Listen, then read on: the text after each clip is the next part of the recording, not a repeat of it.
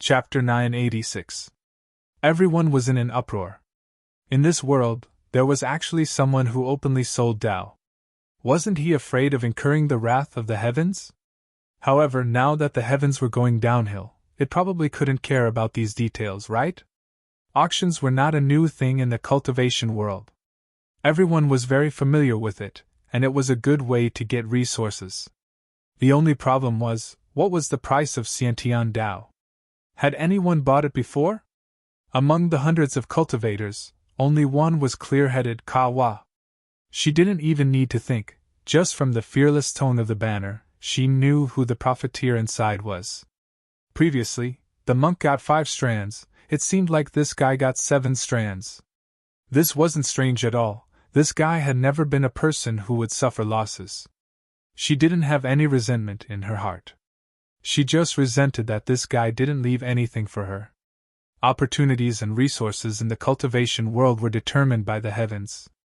What right did she have to rely on her face to reap without sowing? Moreover, after the experience in the space, she had become indifferent to some things and was far from being as urgent as when she first came here. Although she was a woman, her arrogance didn't lose to others. Immediately after, a divine sense was transmitted into her mind. It was a familiar, unruly, and thick-skinned person. "Senior sister, do me a favor. I'm still short of a shill here. I'm just waiting for you to raise the bid to build momentum." Kawa weakly transmitted her divine sense to that bubble space. "No! When did I raise the bid? Isn't this a scam? Besides, I don't have much spiritual opportunity. I can't afford to raise the price. What if someone withdraws halfway? What should I do?" That divine sense chuckled. "I'm the one selling the goods, you're still afraid of not having enough spiritual opportunity? Just raise the bid to death. Increase the momentum. Moreover, you must get the first strand, no matter how much spiritual opportunity there is, it can make a good start and raise the atmosphere. As for the transaction, what are you afraid of? Just give me an empty storage ring and then fuse the fragment in front of them." Kawa was speechless. This profiteer was really self-taught. As long as it was a bad thing, there wasn't anything this guy didn't know. He was digging a big hole to bury someone. The first auction item, Great Void Fragment. The 600 to 700 people present were dead silent. No one knew what price to bid. Was it reliable? Should the great sovereign of the ruins of Sinkhole stop him? Don't spend a lot of money, only to end up with nothing. Within the bubble space, a voice changer was still shouting. "The Great Void Fragment! Take a look, take a look! Don't miss it! One of the 36 Khanate Masters! The true essence of Taoism lies in the Great Void. Selling price, vomiting blood, price drop!" If he didn't make a move today, where else could he find one? After selling them, they went home to celebrate the new year. 3,000 pure jade spiritual opportunity, or the equivalent of purple purity, 100 plus. This is a rare opportunity, and the great Tao is in sight. 3,000 clear jade spirit jades, this price was truly not expensive. Lu Xiaoyi and Xia Bingji went out for 10 years, and they both had a net worth of 5,000. Of course, that was under special circumstances. It was impossible for others to have such a big harvest in 10 years. But don't forget, which of the Yuaning here hasn't drifted in the void of the universe for hundreds of years? In terms of wealth, there were hidden dragons and crouching tigers. Spiritual opportunity could be harvested, but where could the fragments of the great Tao be harvested? If it was purely based on luck, one might not even meet 1 out of 1,000 people. Still, no one made a bid. Perhaps they also felt that it was too unreal? The great Tao of buying and selling seemed unreliable no matter how one looked at it. Kawa's heart was tormented. If she raised her sign, it would be too embarrassing. If she couldn't raise it, she was also afraid that she would ruin the plans of the bad guys. She was truly in a dilemma. She wanted to wait for others to make a bid first before she looked at the situation, but now it seemed that she was being forced to make the first bid. She clenched her teeth, feeling awkward. If she were to mix with this fellow, she could forget about her face. Just as she was about to open her mouth, she didn't expect that an unfamiliar Taoist would finally take the first bite of the crab. 3,100 pure jade spirits. This was a cultivator from an unknown place.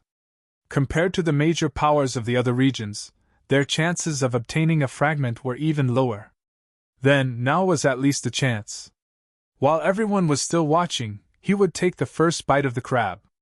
If he succeeded, 3,000 pure jade spirits for a fragment would be the luckiest transaction in his life. In the worst-case scenario, losing 3,000 pure jade spirits would only be a loss of several decades of accumulation. This was the territory of the sinkhole Great Monarch. The Great Monarch hadn't made a statement, which could be tacit approval. Everyone wanted to see if the first transaction was real. This was his plan. The only thing he didn't consider was that in this world's auctions, while there could be no customers, there would never be a lack of shills. After waiting for a moment, just as the hammer was about to strike, a clear voice rang out.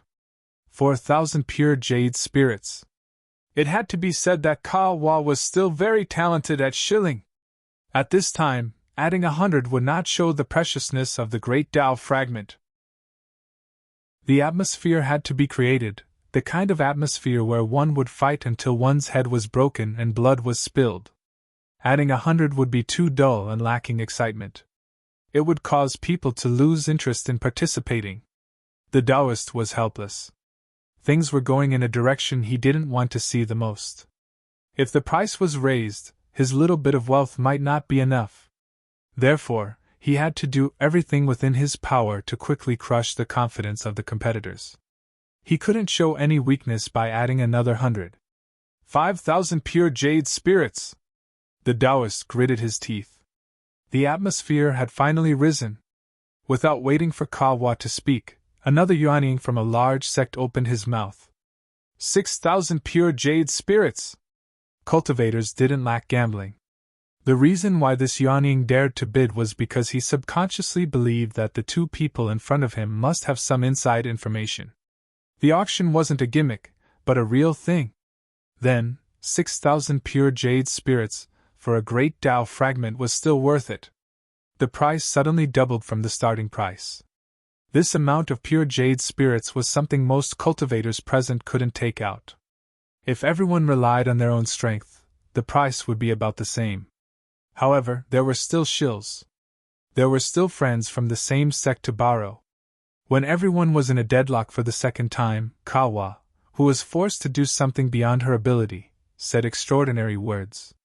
Since they had started playing, they might as well play to their heart's content. In any case, if something went wrong, that guy would cover for them.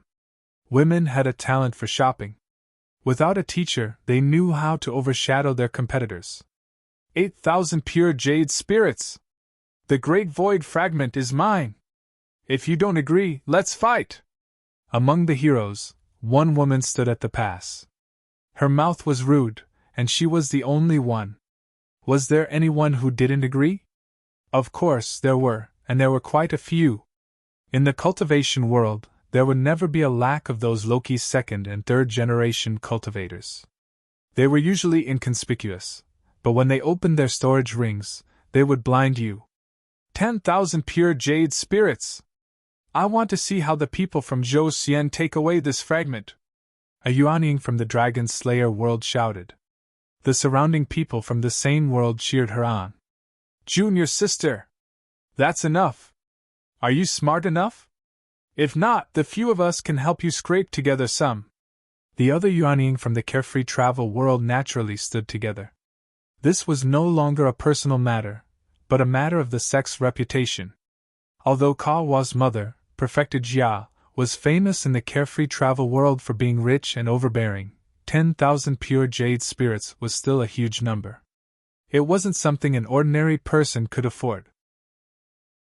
Kawa raised her eyebrows. No need! I can afford it!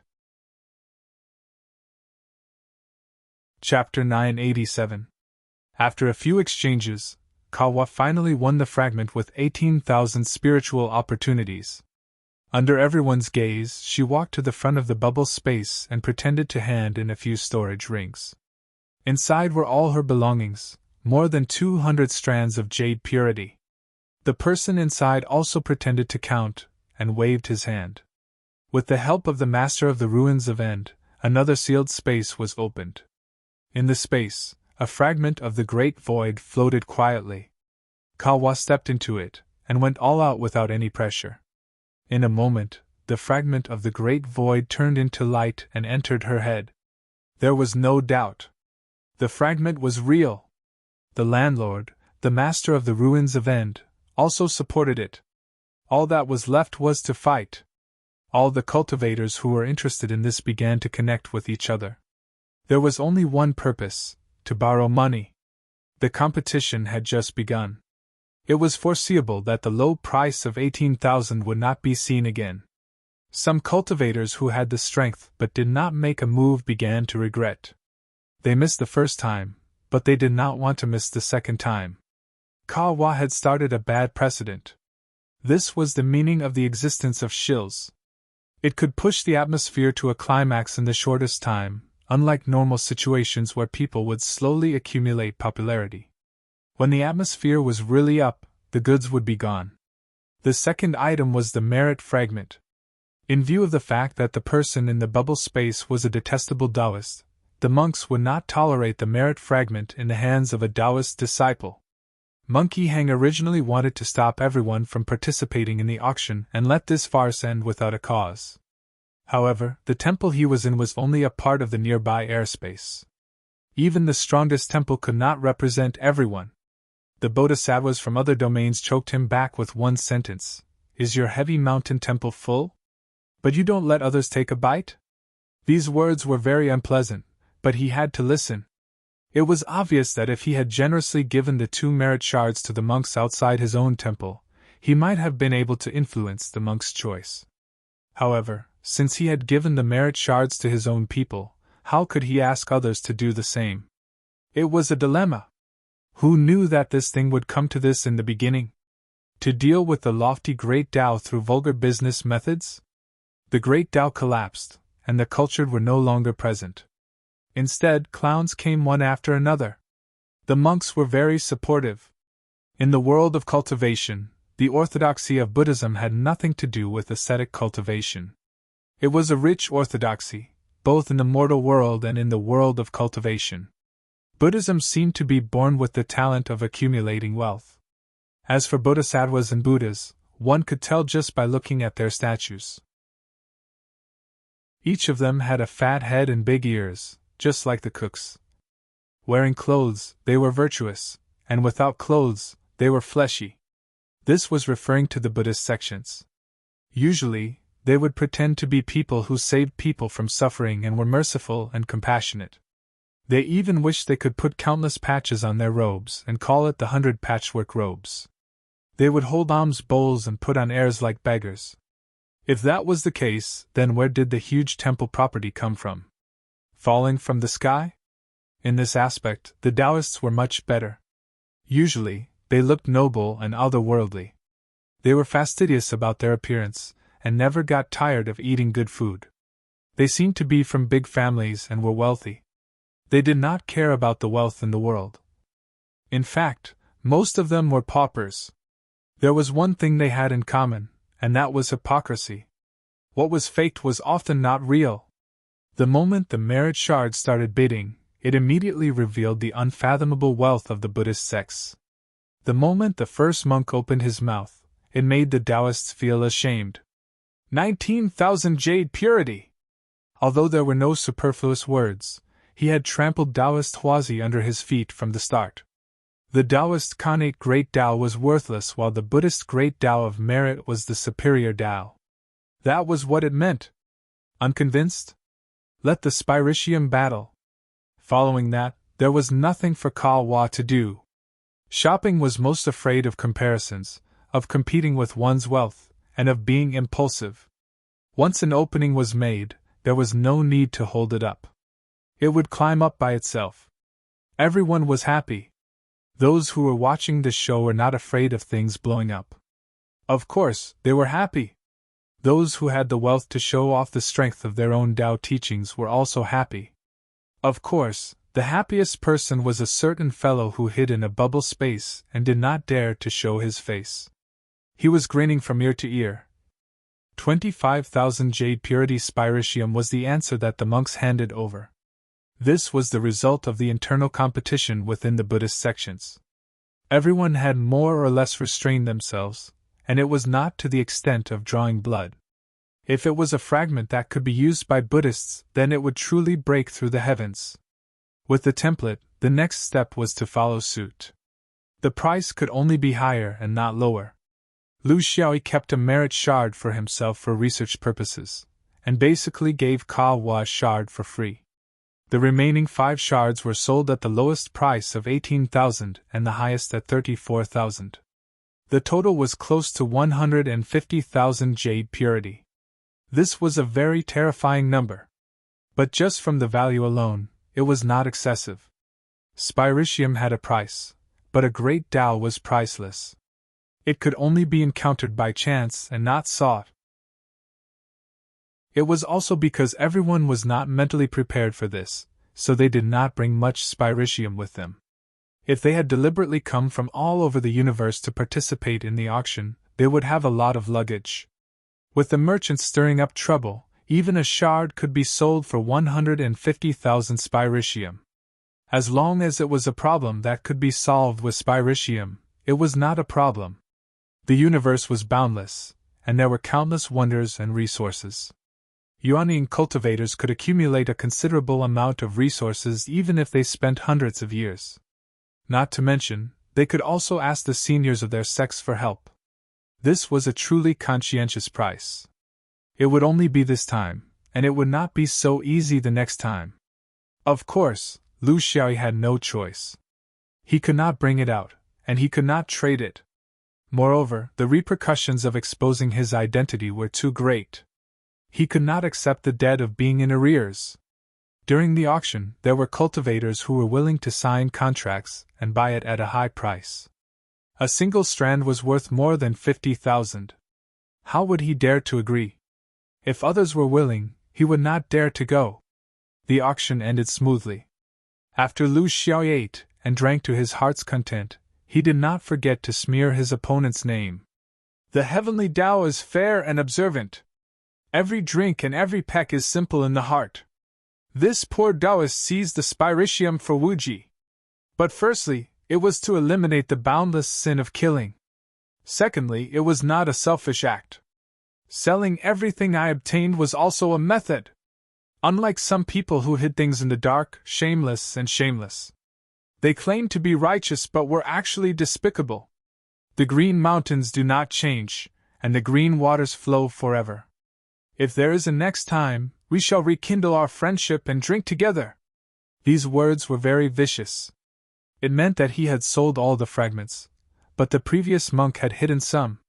Yihang had sold a total of 5 strands, 2 strands of merit and 3 strands of great void. That was all. He had sold 6 strands, 3 strands of merit and 3 strands of great void. But he had hidden a strand of merit. In the eyes of outsiders, there was a problem. Where did the last strand of merit fragment go? The Taoist must have left something useless behind, so it should not have been hidden by the later Taoist. Then who would have hidden it? Only the first monk was the most suspicious. Playing the blame game. Among the 3 people who knew about it, needless to say, the instigator, the master of the ruins of End, was also tight-lipped. As for the victim, he could not speak of his suffering. Chapter 988. Yihang was in the crowd, but he could not say anything. What should he say? The reason why he asked for an independent space was because he did not want others to know that he had the ability to intercept Tao fragments in an instant. Once such an ability was exposed, even if it was exposed in his sect, there would be endless trouble. If it was said lightly, he would have to do the task of intercepting fragments in the future. If it was said heavily, it would arouse the jealousy of others, and his life would be in danger. Why, we can't even get a single strand, but you can snatch a few strands or dozens of strands? Could a fortuitous opportunity be seized like this? Cutting off one's opportunities is like killing one's parents. If this could be tolerated, what else could not? Not to mention Taoists, even Buddhists would be angry. So, he could not explain. Even if he knew that the bastard was talking nonsense and trying to divert the trouble, he could not stand up for himself. The most unclear thing was that he was missing a strand of merit fragment. This guy must have no use for keeping this thing. He deliberately did not sell it to disgust him. His intentions were terrible. I'm so angry. I'm not someone to be trifled with. Which world did that guy come from? Which power? He was not sure. The sword vein had inheritances in dozens of universes around, and there was no way to check them one by one. The only way was to look at a female cultivator among the group of Taoists with a gloomy look in his eyes. She was the one who ate the crab first. He was very sure that this woman was a fake. In other words, she had a very deep relationship with the swordsman. As long as he pulled this string, he would not be afraid that the swordsman would escape. He was very confident in his own strength. He had never met an opponent at the Bodhisattva level. It was not just the problem of integrating a strand of merit fragment, but also the chain reaction caused by the integration of the fragments, which allowed him to luckily obtain some things from his previous life. It was mainly reflected in the application of the swastika. With the understanding of the swastika and his profound basic ability, no one at the Bodhisattva Yuanying level could enter his eyes. Playing mind games? He did not dare to say that he would definitely win. This bastard was indeed very cunning. Then, he would compete with his strength openly. No matter how good that fellow's swordsmanship was, his understanding of the swastika from his previous life was not inferior to his. On top of that, there was a huge difference in their cultivation levels. What was there to be afraid of? After the auction ended, the entire place was in chaos. Some were happy, while others were sad. Everyone gathered in a messy space, waiting for the sinkhole great lord's orders to disperse them. Lu Xiaoyi blended into the crowd shyly, looking exactly like a loser. He couldn't be cocky. The most difficult part of a successful act was how to wrap it up. He warned himself not to be blinded by the temporary gains. This was because he could clearly feel a gloomy gaze from the monks. How great was the hatred? How much resentment? Was there a need for this? Kawa receives the holy message. Meet up with Zhenjia as soon as you get out and return at full speed. Don't wait for Xiao Yao. As long as you act fast, nothing will happen. That monk isn't that stupid.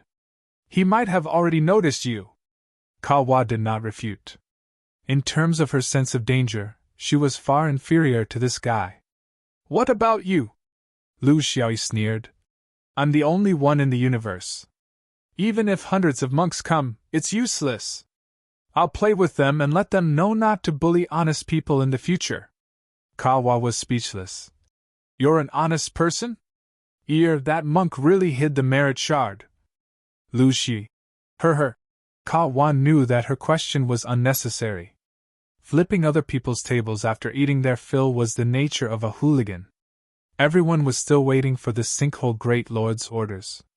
This was also the fault of the Khanate spirit treasure, after being alone for so many years. Usually, no one would talk to him, so this was the only chance for him to vent his hunger. But this time, it was a little different. There was no lecture, no appointment, and no warning. Space suddenly shattered, and the sinkhole space seamlessly merged with the normal void. Kawa scanned with her divine sense, and found her mother's very special raft among the many waiting cultivators. The next moment, she had already entered it. Without waiting for her mother to speak, she had already set up the raft and fled. Mother, someone is chasing me. We need to leave at full speed. We can't stay. Perfected Jia felt the difference in her daughter and knew that she had succeeded. It was normal for her to attract some trouble. She took control of the raft, and this specially made flying weapon left a streak of light in the void. It was much faster than Kawa's. Don't rush. Speak slowly. The moment space shattered, everyone was still in a daze. Yihang had already locked onto the female cultivator and entered the waiting raft. Just as he was about to teleport over, he suddenly felt a warning in his heart. The swastika appeared and faced a sword light. A figure slid away in the air, and a frivolous voice sounded. "Here to play hide and seek." When Yihang looked up again, the raft was long gone. He steeled his heart and chased after the figure. This evil creature. If he didn't kill him, it wouldn't be enough to appease the hatred in his heart. The collision of the sword light and the swastika caused another chaos in the air. The monk saw that there were Taoists around him and felt that it was dangerous, so he attacked first. The Taoists saw that the monk was not far away, so they suddenly shot arrows to vent their anger. In an instant, it was a mess. But in an open space, it was impossible to gather and fight. As they fought, they scattered, and their hearts flew away. It was a mess, and there was chicken feathers everywhere. It was like the melon seeds and fruit peels after a big play ended. It was a mess. The direction Lu Xiaoyi chose was opposite to the direction of Zhou Xian's upper world.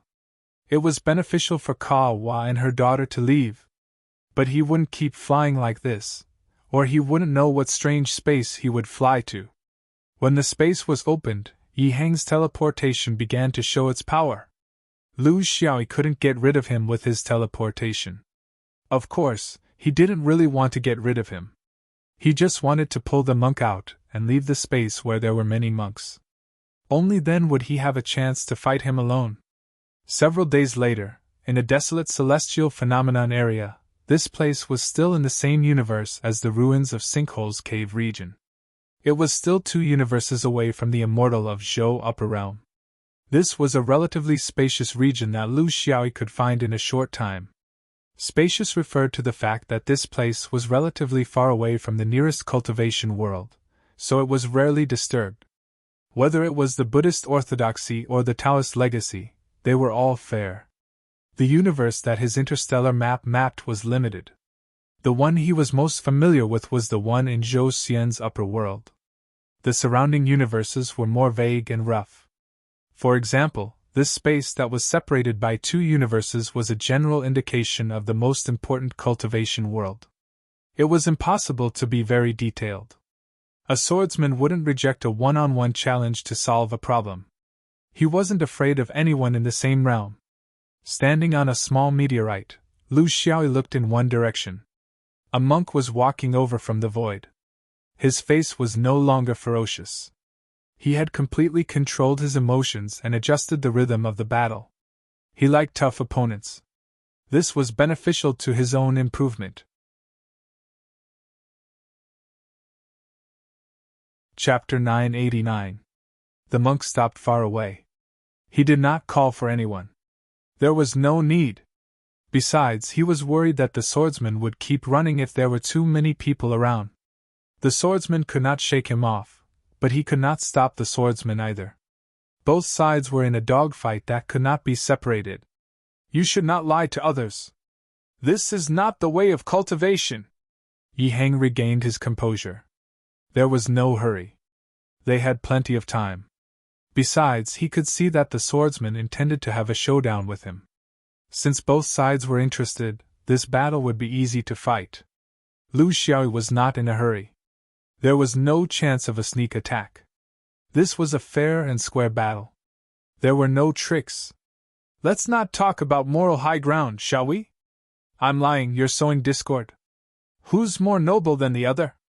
We're all experienced cultivators. Let's talk about something more practical. Yihang did not comment. I'm Yihang of the Great Mountain Temple. I want to settle this with you. I don't want to involve others. Lu Xiaoyi smiled. I'm Lone Ear of the Carefree Wanderer. If you want to fight, then let's fight. Yihang seemed to understand something. Zhou Xian is from the upper realm. It's a large world. I've interacted with a Taoist from Tai Xian before. Do you know him? The swordsman had been watching him since they were in the Wei Ji space. There must be a reason. Now it seemed that he was standing up for his friend. He was very confident. Lu Xiaoyi did not deny it. It's mainly because I've heard that Master's Buddhist teachings are unparalleled. If I don't experience it, I'll be ashamed of myself as a sword cultivator. Yi Hang smiled. The swordsman is happy to hear the battle. I'm very impressed. However, my Buddhist teachings are not something that ordinary people can see. Lu Xiaoyi did not care. I like to see things that I can't see. I've lived to this day. Things that I can't see have become things that I can't live on. Yi Hang stretched out his hand. If that's the case, please. Lu Xiaoyi's figure blurred. Thousands of sword lights shot out from his body. Yi Hang's fighting style could only be described with one word: tit for tat. This was the fundamental change he had made to himself after accepting part of the memories from his previous life. It was also the in-depth application of the swastika seal from the half-immortal vision that allowed him, who was originally at the level of an ordinary bodhisattva, to stand out and become one of the strongest combat forces in the dozens of universes near the bodhisattva level. Yi Hang didn't stay in one spot either. Instead, he moved freely. His entire body, with his heart as the center, was like the central axis of the swastika wheel. His entire body was bathed in the swastika wheel, emitting light in all directions. He was like a reincarnated Buddha. Defense is the key to success, radiating light in all directions. The attack was done in the dark, without a sound. It was like a giant swastika spinning in the void of the universe. As it spun, the swastika would shoot out countless smaller swastikas to attack the opponent. This was a Buddhist secret technique that was both offensive and defensive. It was also the great Dharma protector that Yi Hang had abandoned all other dharmas and focused solely on for 100 years. In the Fuji space, both of them had clashed once. Outside the ultimate space, both of them fought once more. In the former, both of them tested each other's strength, while in the latter, they tested each other's casting speed. Both of them were far above average. This was also the reason why both of them viewed each other as strong enemies. Now, both of them were facing each other for the third time. The battle had expanded to a deeper level. It was a contest of control. A contest of subtlety. A contest of changes. A contest of insight. A contest of Tao realm. A contest of decisiveness. It wasn't as earth-shattering as the first clash. That was because Lu Xiaoyi had used all his strength in that sneak attack. He couldn't sustain such intensity for long.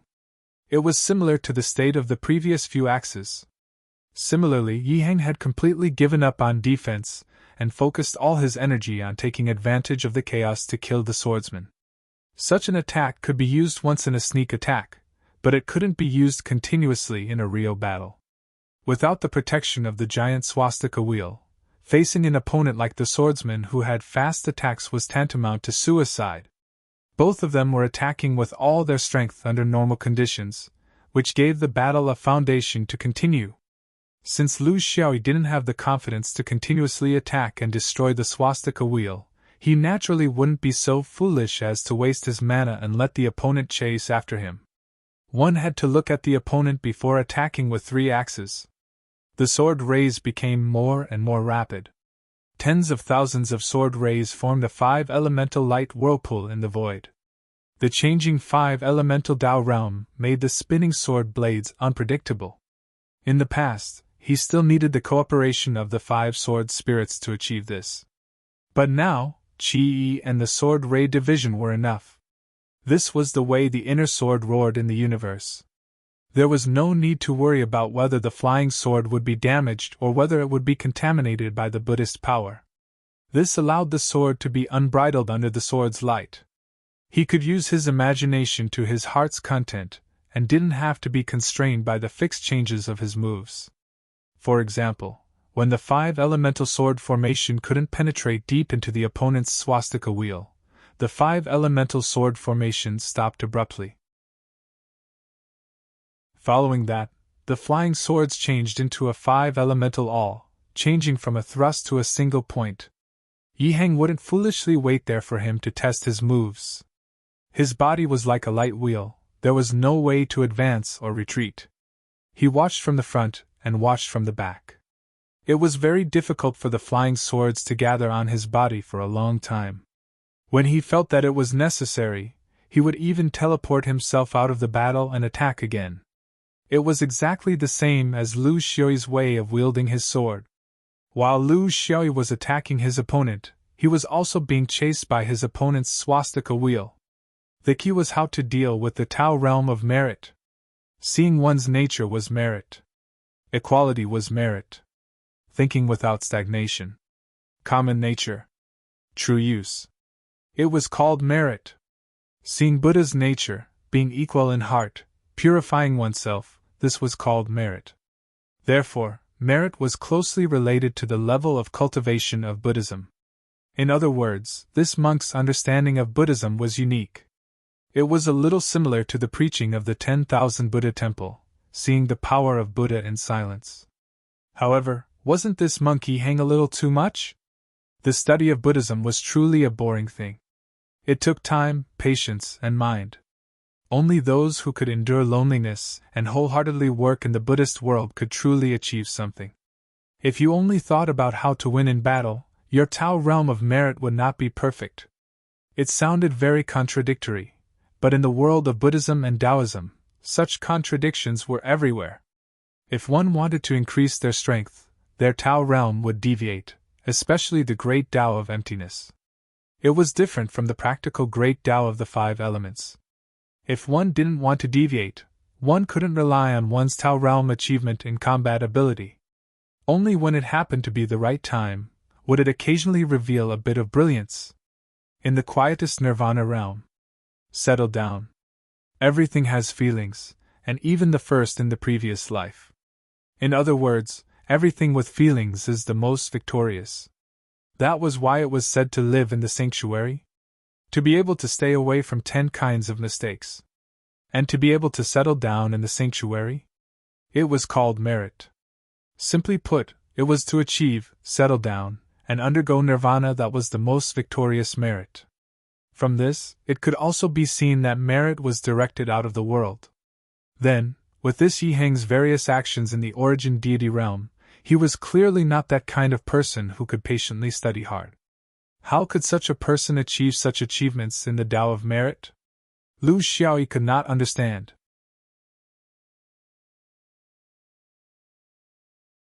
Chapter 990. Those who wish to obtain merit should stay far away. To obtain merit, one should stay far away from happiness, worries, delusions, and greed.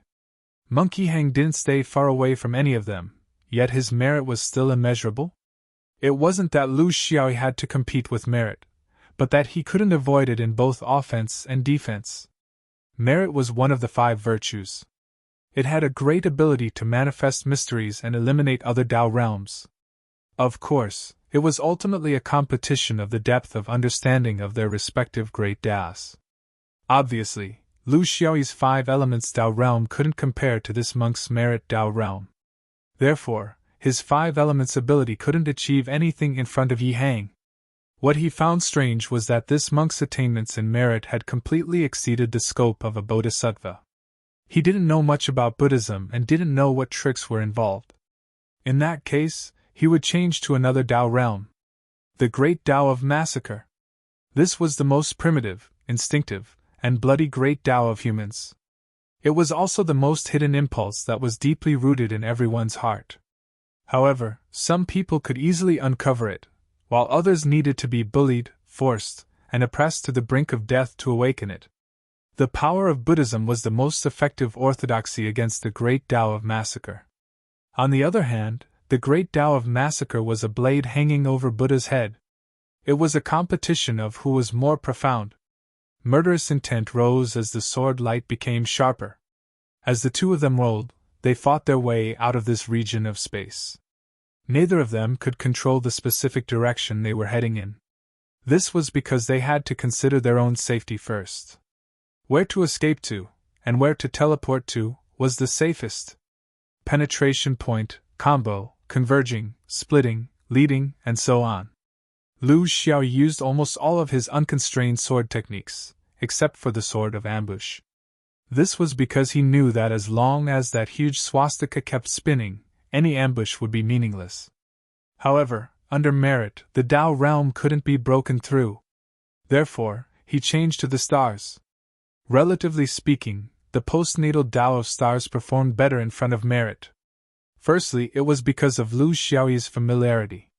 Secondly, it was because of the Tao of stars. It was only slightly better, but it couldn't change the foundation. Of the 3,000 weak waters, only one can drink. This was not an empty phrase. It was the first time Lu Xiaoyi was suppressed by someone using the state of Tao in a battle. In the past, he was always the one suppressing others. Qin Xian must have been defeated under such circumstances because of the suppression of the Tao state of Yin Yang. This was not a pointless test. He was only choosing the most suitable combination among the various Tao realms. Lu Xiaoyi's ability was not purely relying on a Tao realm to suppress others, although he had been acting like this all along. The essence of a battle was to give the opponent a false impression. It was a kind of performance art. Needless to say, any good opponent would be able to sense it. The Tao of concentration lies in essence, while the Tao of breadth lies in fusion.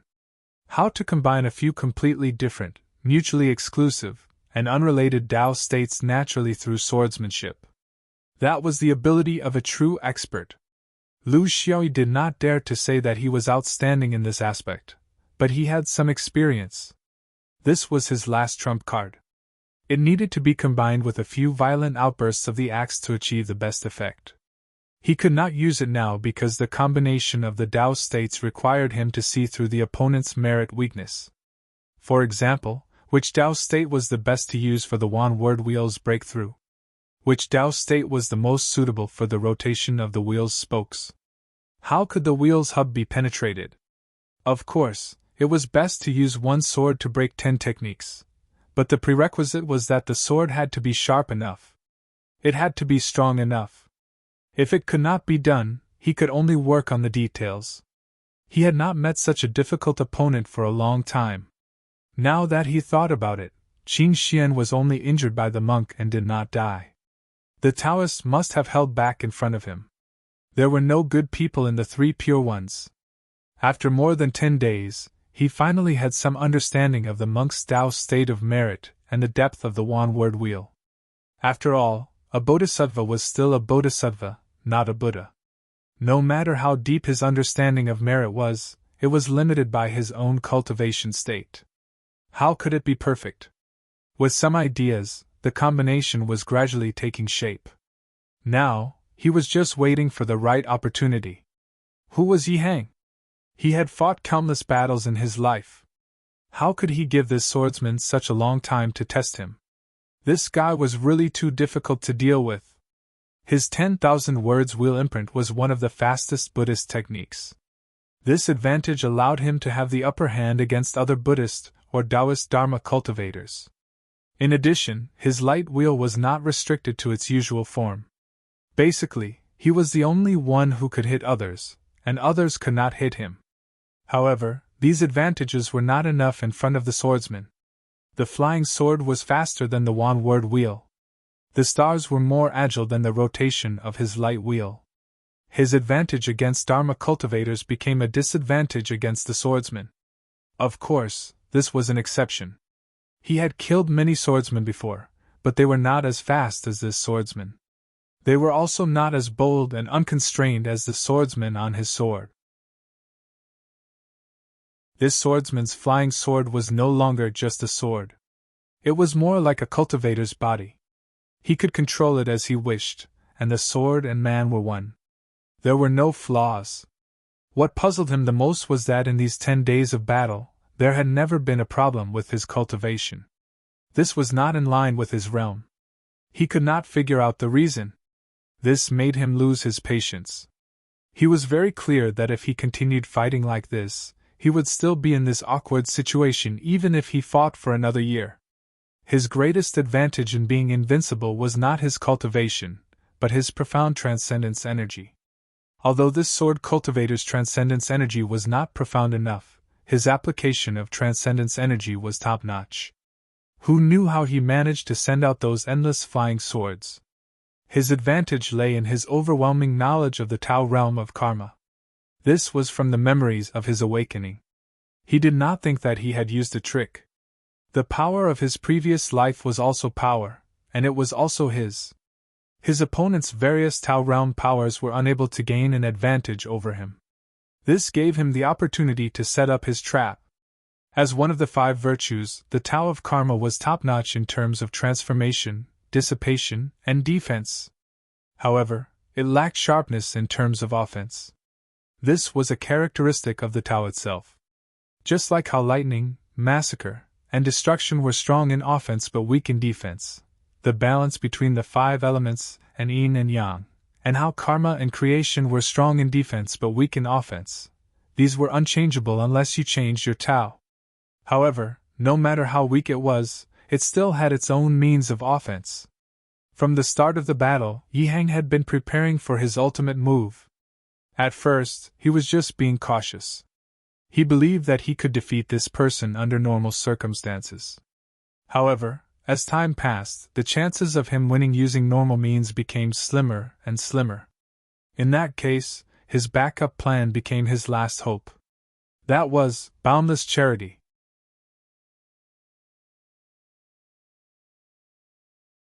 Chapter 991. Giving alms without any form meant that when giving alms, there was no one who could give alms. The person who received the alms and the things that were given would, of course, not have the thought of asking for anything in return after giving alms. This kind of merit given by the emptiness of the 3 chakras was the greatest merit. Doing good deeds without asking for anything in return was called giving alms without form. Giving alms for the sake of fame, for the sake of profit, for fear of falling into the evil path, or even for the sake of one's own health and well-being was called giving alms with form. It was a limited merit. Giving alms without asking for any benefits, regardless of the cost, and regardless of whether there was a reward or not, and completely for the sake of other people's needs was called giving alms without form. The merit of giving alms without form was limitless. Giving alms without form was the true essence of Buddhism, the core, and the soul. It was the brightest pearl on the crown of Buddhism. It was the origin of all techniques, the root of all mysteries, and the origin of all forms. It was reflected in the battle when there was no attack, the person who was attacked, and the method of attack. Of course, after the attack, there was no need to ask for the effect of the attack. It sounded a little self-deceiving, but this was the strongest attack of Buddhism. Without desire, it was firm; without attack, it was subdued. Was there really no attack? In the eyes of the monks, of course, it was like that. How could it be considered as attacking you when I poured Buddhism into your body? I was helping you, right? Helping you to realize your mistake, helping you to repent, helping you to rein in the horse at the edge of the cliff, helping you to repent and be saved. This was the attack without attack in Buddhism. One could imagine what would happen if this kind of attack was poured into a Taoist's body. Hundreds of years of Tao foundation would be destroyed overnight. Humans would not die, but to practitioners, it was worse than death. Because you would start to want to shave your head and become a monk. Giving alms without form was a very profound non-combat combat method in Buddhism. Even the Buddhas found it difficult to master. Not only did it require talent, but also wisdom. Yi Hang's previous life also only mastered this kind of giving when he entered the late stage of half-immortal. Of course, now that he had awakened it in his next life's reincarnation, it was definitely not as perfect. It might not be possible to give alms without form, but it was still possible to give alms without form. In the end, it was very difficult for the Bodhisattva realm to reach the level of Bodhi half-immortal.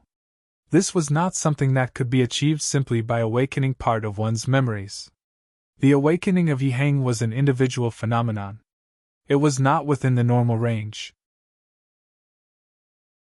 It was due to the secret technique of his previous life, the flash of inspiration when he fused with the merit shard, and the blessing of some kind of fate. It was already a great blessing to be able to reach this step.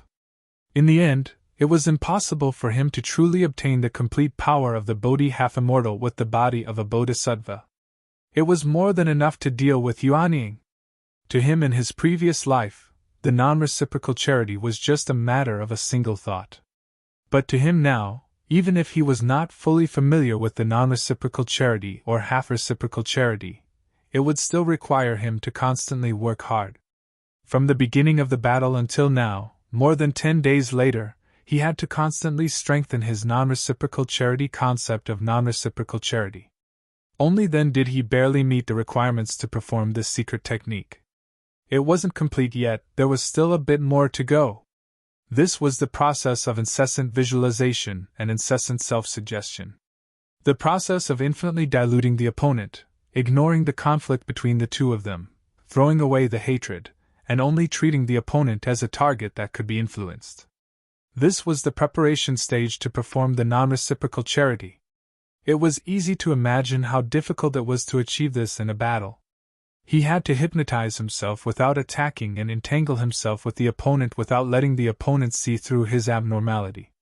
This caused the monkey Hang to feel a little schizophrenic. Fortunately, it was finally close to completion. The only thing missing was a catalyst. In his previous life, when he was the Bodhi half-immortal, of course, it was not so troublesome. He could use it whenever he wanted.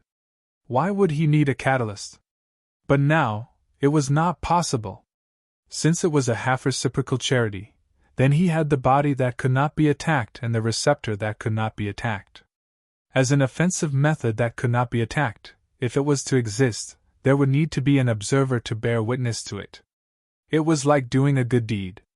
He did not ask for anything in return, nor did he ask for fame. Therefore, he could only secretly achieve his intention through a third party. It was to establish a chastity in front of a prostitute. He was relatively familiar with this space, at least more familiar than Lu Xiaoyi. Therefore, he knew that there was a very close place that could meet his requirements. He could find the most suitable third party, and it was a third party that did not belong to humans. This was the best sounding board for the non-reciprocal charity.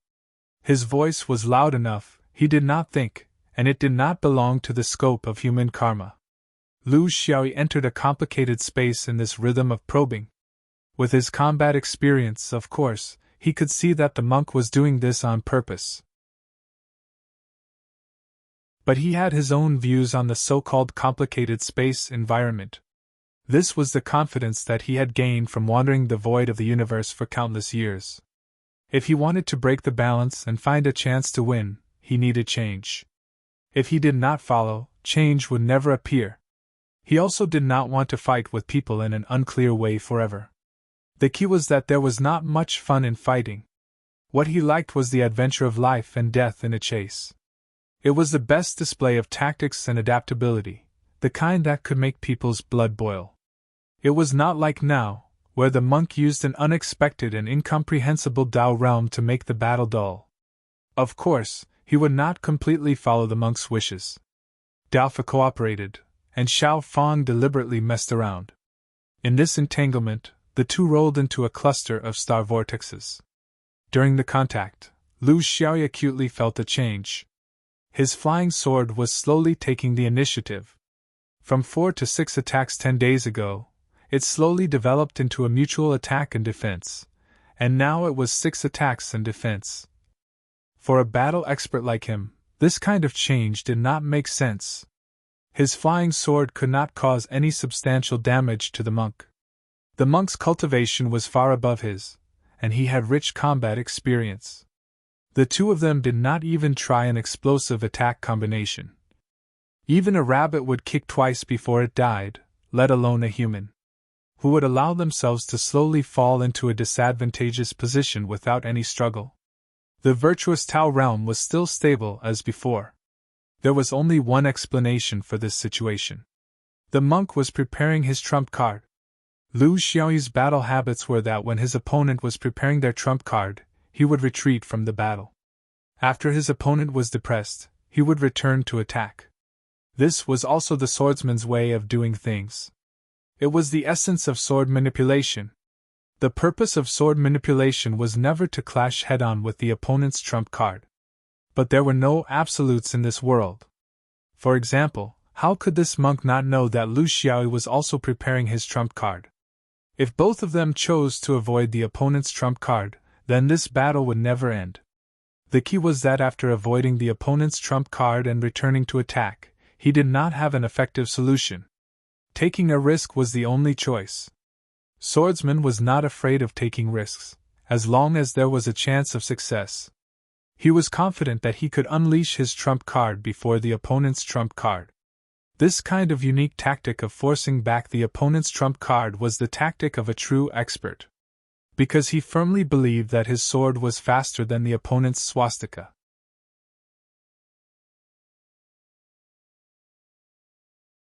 Chapter 992. The star vortex group was a huge funnel-shaped celestial phenomenon formed by hundreds of small planets. Every planet in the funnel rotated in a fixed direction and at a fixed speed, carrying countless asteroids of various sizes. Under normal circumstances, a cultivator would have to be very careful in such an environment, not to mention moving at high speed during a battle. It was a test of the cultivator's overall strength. Perfect control of oneself, the enemy, the environment, and the large and small meteorites. Both of them were able to do this. While fighting, their bodies drifted in the chaotic star vortex. Not only could they move freely, they could also effectively use the meteorites to block the opponent's attacks.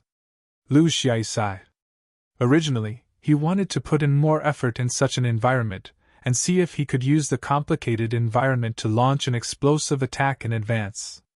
In the end, after a few exchanges, he realized that the monk's performance was perfect. Obviously, the monk had his own understanding of how to move freely in a complicated environment, and was not weaker than him. He could only wait for the moment when both sides could accept the decisive battle. There was also a small change. In this star vortex group, there were traces of cultivators. They were not humans, but demonic beasts. Vaguely, there were a few Yuanying-level demonic beasts poking their heads out from afar, but none of them actually appeared in the vicinity. This was in line with the reality of the universe's cultivation world. The status of demonic beasts was far lower than that of humans. This made them try their best not to fight with humans in the void of the universe. It was also a way to protect themselves. Of course, this did not include ancient beasts. However, ancient beasts would not appear in places where human cultivators flourished. They had other places to live, and would try their best to stay away from human territory. The cowardice of demonic beasts made Monkey Hang very depressed. Couldn't they be more generous? Would it kill them to come and take a look? But there was only one demonic beast that came over. So where did this third-party medium that he was giving out half of his gifts come from? Since they did not come, he would go and find them. Although he had never been to this area before, he knew it from the star map that it belonged to a demonic beast's domain.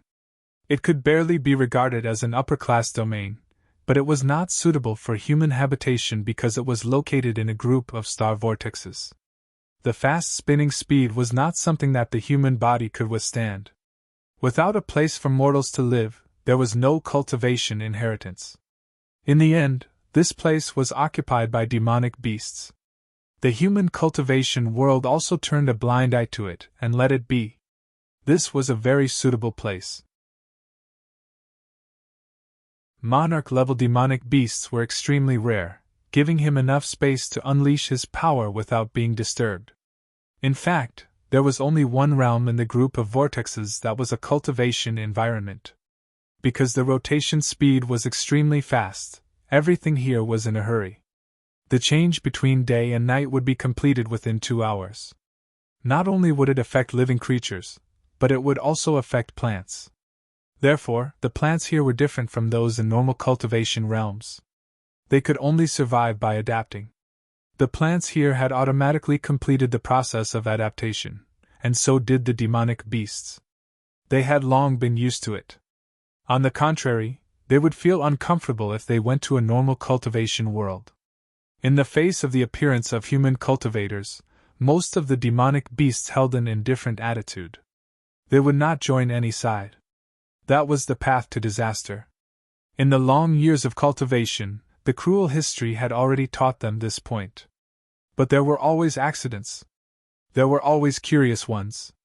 There were always beginner Yuanying who did not know the dangers of the cultivation world. If a beginner Yuanying had a strong curiosity, something would definitely happen. The great immortal Niu Li hummed a little tune as he flew outside the realm. Great Immortal was the title that the little ones on the mountain called him. He closed the door and talked to himself. Of course, he did not dare to call himself that outside. But in the area where he was active, he could ride the clouds and fog, summon the wind and rain, and enter and leave the blue sky. Wasn't that the ability of a great immortal? He flew outside the realm not because he wanted to travel in the universe. Even if he did not have much experience, with the blood and tears of countless senior demonic beasts, he would not wander around in the void after just a few decades of forming his nascent soul. Even if he flew close to the surface of the realm, he was only rushing to another mountain in the realm to congratulate an old friend. Originally, he could just fly within the realm at this distance. But first, he had just formed his nascent soul not long ago, and was still full of yearning for the void of the universe. Second, he wanted to show off his ability in front of his underlings. So he directly flew out of the realm. In fact, he did not fly very far. Once he left the realm, he began to fly close to the realm. He could also experience the vastness of the void of the universe. The distance was actually very close. He had just flown out of the realm and was about to fall when an extremely dangerous collision of spiritual vigor came from not far away. It scared the great immortal Nioli so much that he did not know what to do. His experience was still a little lacking.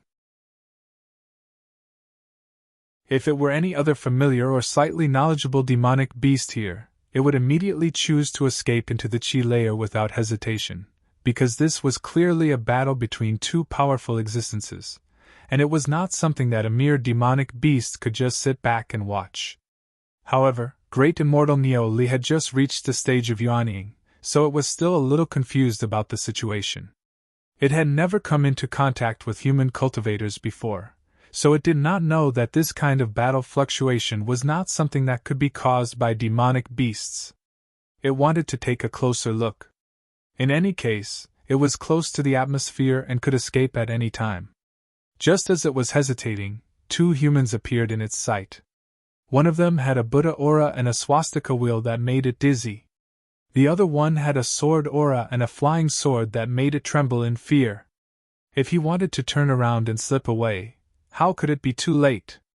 While Lu Xiaoyi was entangled with the two of them, he suddenly felt the 10,000-word wheel on the monk's body turn dark. He knew that this was a sign. Without hesitation, the sword light above his head was like a huge river. Previously, there were no more than 3,000 to 5,000 sword lights. But now, there were tens of thousands of sword lights.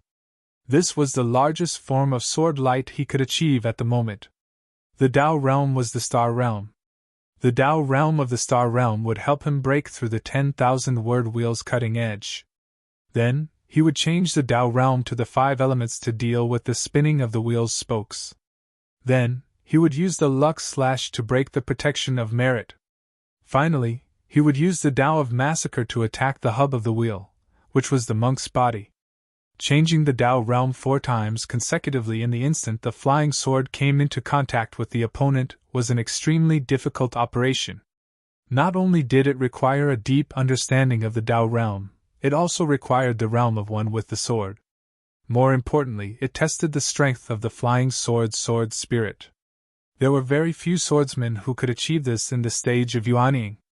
Especially when the flying sword came into contact with the monk's body 4 times consecutively.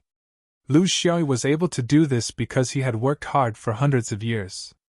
Almost at the same time, a swastika that emitted a gentle glow spun towards him. Its speed was ordinary, its power was ordinary, and its momentum was ordinary. Lu Xiaoyi did not choose to dodge. He had a feeling that this thing could not be avoided, so he could only intercept it with his sword aura. After more than 10 days of battle, he had already understood the power of this thing very well. He knew how many flying swords were needed to stop it. For this reason, he had already prepared a countermeasure among the tens of thousands of sword lights he had sent out. Thousands of sword lights and the swastika passed through. What Lu Xiaoyi did not expect was that the intercepting of the flying swords did not have any effect on this gentle 10,000-word wheel. It was as if it was just a virtual image of a swastika without any substance. It could not be a feint.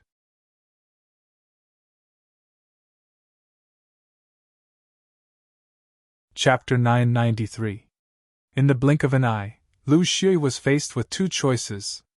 Should he give up on attacking and focus on defending against this strange 10,000-word wheel? Or should he continue attacking?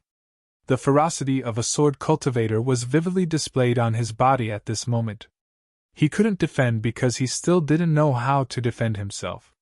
Thousands of sword rays seemed to hit nothing when they passed through, as if they didn't exist at all. Would 10,000 sword rays be effective? In a desperate situation, he threw his last few hundred sword rays into the attack. He was completely defenseless now. However, his flying swords would arrive before the 10,000-word wheel. It was a competition of who was more ruthless. Would the monk withdraw his wheel? Or would he withdraw his sword? The swordsman only had one choice. Both of them were ruthless enough. Yi Hang was shocked to see the swordsman, who had always been cautious, completely disregard his own safety in this attack. It was as if he was going to die together with his opponent. He wouldn't withdraw his wheel either. Although most of his karmic power was on the 10,000-word wheel, he still believed that his slightly dimmed wheel would still be able to block the flying swords. Even if the flying swords were faster and denser this time. As long as he clenched his teeth and held on, the swordsman's defenseless body wouldn't be able to dodge the formless charity. As for him, he would at most suffer some ordinary injuries. If the swordsman dared to fight, so did he. Just as Lu Xue expected, his flying swords arrived first.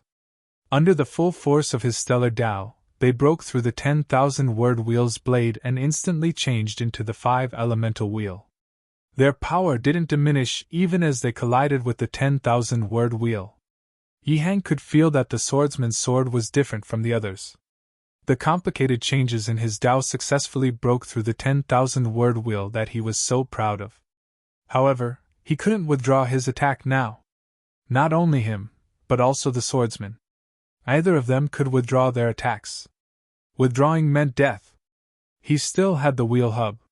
He still had karmic power. However, Yi Hang's last hope was completely destroyed by the luck severing. The wheel hub, which had temporarily lost the protection of merit, was shattered by the eruption of the great Tao of slaughter. It was also at this moment that the swastika seal firmly imprinted itself into Lu Xiaoyi's body. Both sides suffered great losses. Yi Hang felt that the sword chi in his body was piercing his heart like thousands of arrows, mercilessly wreaking havoc. The 5 elemental stars intertwined with each other, and the changes didn't stop for a single moment. His meridians, acupoints, muscles, and bones were minced into pieces. Even the power of merit could not help him for the time being. However, he still possessed the basic abilities of a cultivator, even if this ability was not even 1/100th of what it was at his peak. A lotus platform popped out on its own. The petals opened and wrapped around him before closing seamlessly. At the same time, light and shadow intertwined. The color of the lotus slowly faded and distorted. Under a vague spatial force, it gradually disappeared. It was unknown which dimensional space it had gone to, and it could no longer be found. It was a bit like Xia Bingji's space silkworm chrysalis, but of a much higher level. This was the safest way. Who knew what kind of trouble he would encounter if he stayed here? Humans and monsters, when he was intact, everyone would stay away from him. But what about when he lost his ability to defend himself? Who could guarantee that others would not have bad intentions? This was the last means of self-protection for the monks of the Heavy Mountain Temple. It was a treasure that the senior monks took from the lotus seeds of the 9 Songs Buddhist lotus. After countless procedures and numerous sacrificial refinements, it could completely seal the space and maintain a relatively undisturbed state in order to help the monks recover. The injury was very serious, very serious.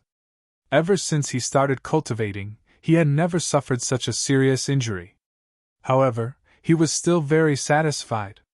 No matter how serious the injury was, he could slowly recover with time. The power of the Tao state was not worth mentioning because the power of merit was endless. He would eventually be able to completely dissolve it one day. As for the body, it was just a trivial matter among the various injuries. The key was the opponent.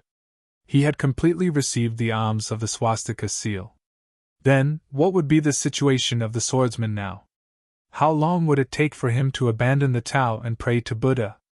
He really wanted to see it with his own eyes. Unfortunately, this was the only thing he was not satisfied with. He could not see the opponent struggling in pain and helplessness. A Taoist who had cultivated for 700 years was now covered in the power of merit and faith. It must be very interesting. However, although he could not see it, he could feel it through the connection of merit. This was the only fun he had in the lotus platform. Lu Xiaoyi looked unscathed from the outside. However, only he knew the situation inside his body the best. The power of merit and faith had instantly destroyed the system of Taoist techniques that he had cultivated for 700 years. The only thing left was the peacock god space in his sea of consciousness. If the peacock god space was also conquered, he, who was covered in merit, would have to become a monk even if he did not want to. This was a matter for the future. All he could do now was to use the peacock god space as a final resistance. He could not care about anything else for the time being. He did not have the lotus platform, nor did he have the meticulous backup plan that the monks had. He could no longer control his body and could only go with the flow. Would he be a floating corpse in the void, or would he fall into the bounded domain? Would those demonic beasts watching from afar want to eat Tang Sanzang's flesh? On the surface, it looked like both sides were injured, but in reality, he had lost. He could not kill the monk. That damned power of merit had stopped his Tao state from wreaking havoc. Although it would take a long time to completely remove it, as long as he could stabilize it and prevent it from worsening, there would be a day when he would recover. But what about him? He did not even have a relatively safe environment for healing. He did not have any effective healing methods. He was helpless against someone who had a higher level of merit and Tao state than him. Unless his Tao state was stronger than the monk's merit, but how could it be improved so easily? He was afraid that before he could improve it to a sufficient level, he would have to submit to Buddha. Lu Xiaoyi immersed the only bit of mental strength that he could control into the peacock god space and left the rest to heaven's will. This battle let him know that there was always someone better than him.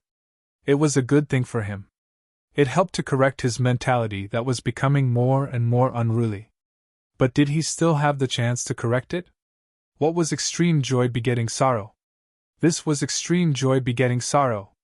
He had just swept away 150,000 spiritual opportunity from origin deity realm, and now he had to pay the price for such evil deeds. This was heavenly Tao's reincarnation. Lu Xiaoyi returned his consciousness to the sea of consciousness, to the peacock palace. He seemed to have become that big-bellied old crow.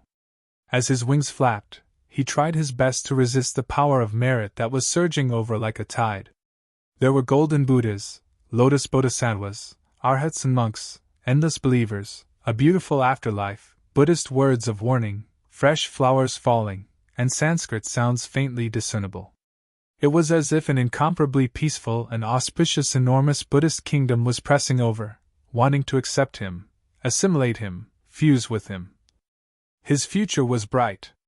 He flapped his wings that were becoming heavier and heavier, absolutely not giving up on his resistance.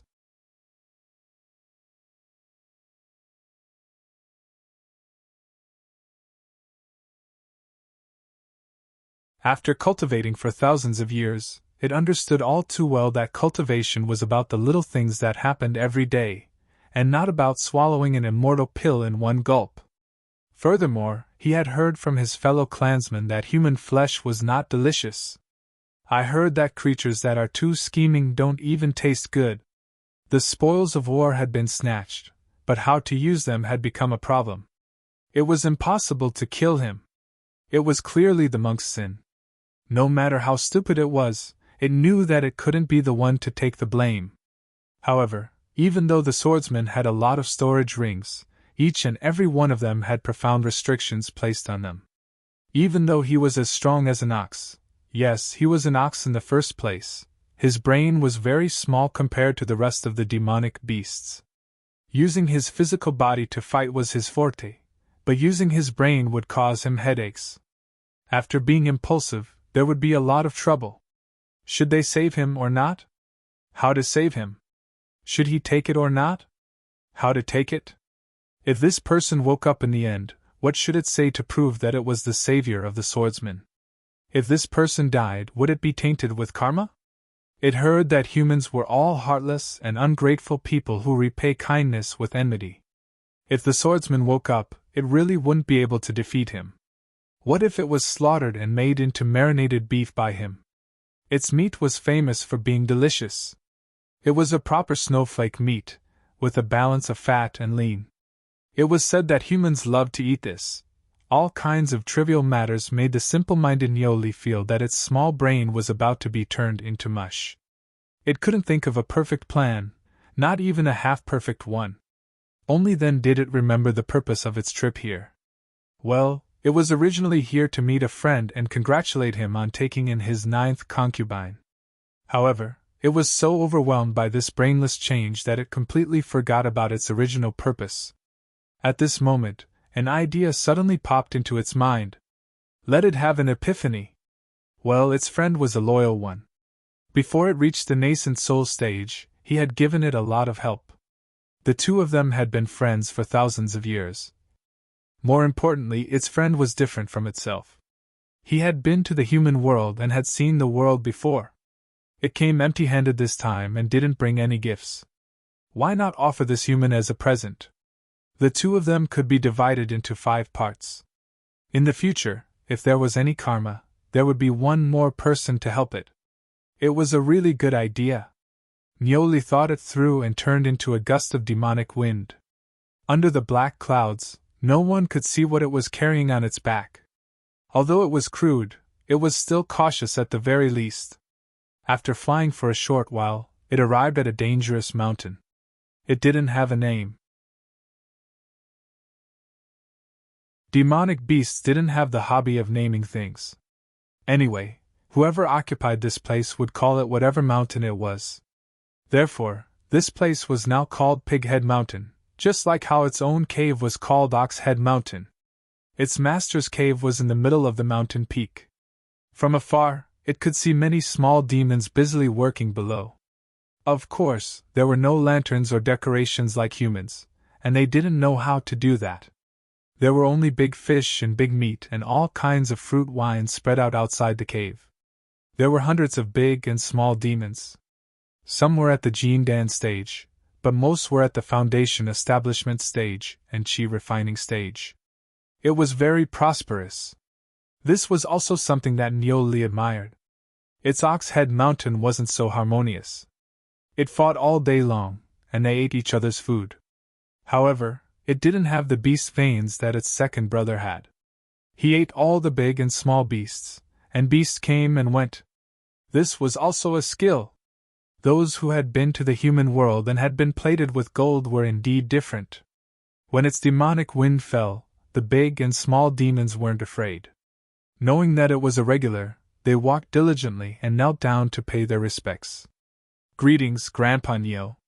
Good luck to Grandpa Nyo. Great deity Nioli enjoyed it very much. Look at how polite it was. It was much better than its own place. Sensing the aura, it knew that it wasn't the only guest in the cave. Its second brother had traveled widely and had many friends. It couldn't compare to him. However, it was second brother's best brother. This was different from the other yawning big demons. He was familiar with second brother's cave like it was his own house. He came here too many times, but he didn't go to see the master. Instead, he ran to the back of the cave. There were many demons, and if they knew too much, it wouldn't be easy to share. Great deity Nioli was rough, but there were times when he was calculative. How could he carry the spoils of war to the main hall and let more people see it? The back of the cave was where second brother's family lived. Ordinary friends wouldn't come here, so it was much safer. After a few turns, a charming rabbit demon walked out from the side. She bowed and smiled. Third uncle is here? Why didn't you go to the front to see the king? Why did you come to the back instead? Could it be that you're here to steal the king's wine again? As she spoke, she winked flirtatiously. This was the rabbit demon's nature. It wasn't that she wanted to seduce this third uncle. With the rabbit demon's petite body, it was already very difficult for it to deal with the king of pigs, let alone third Uncle Neo. If they really did it, wouldn't it be like a Tonghulu?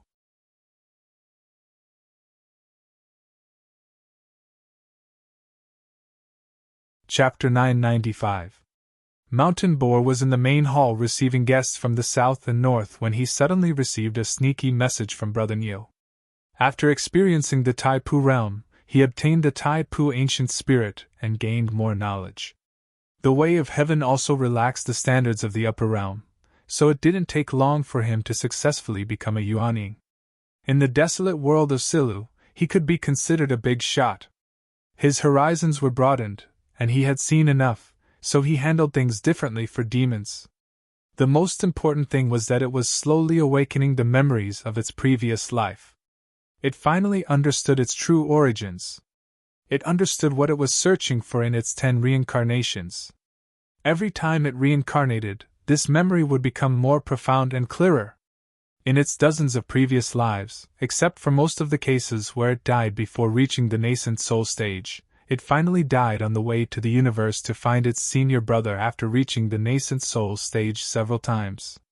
If it died, it would reincarnate. When it became a Yuanying, it would go out to find him. This cycle had never stopped. It also knew that its senior brother's hometown was in the 5th ring, in the blue sky realm, but he might not be able to reincarnate there now.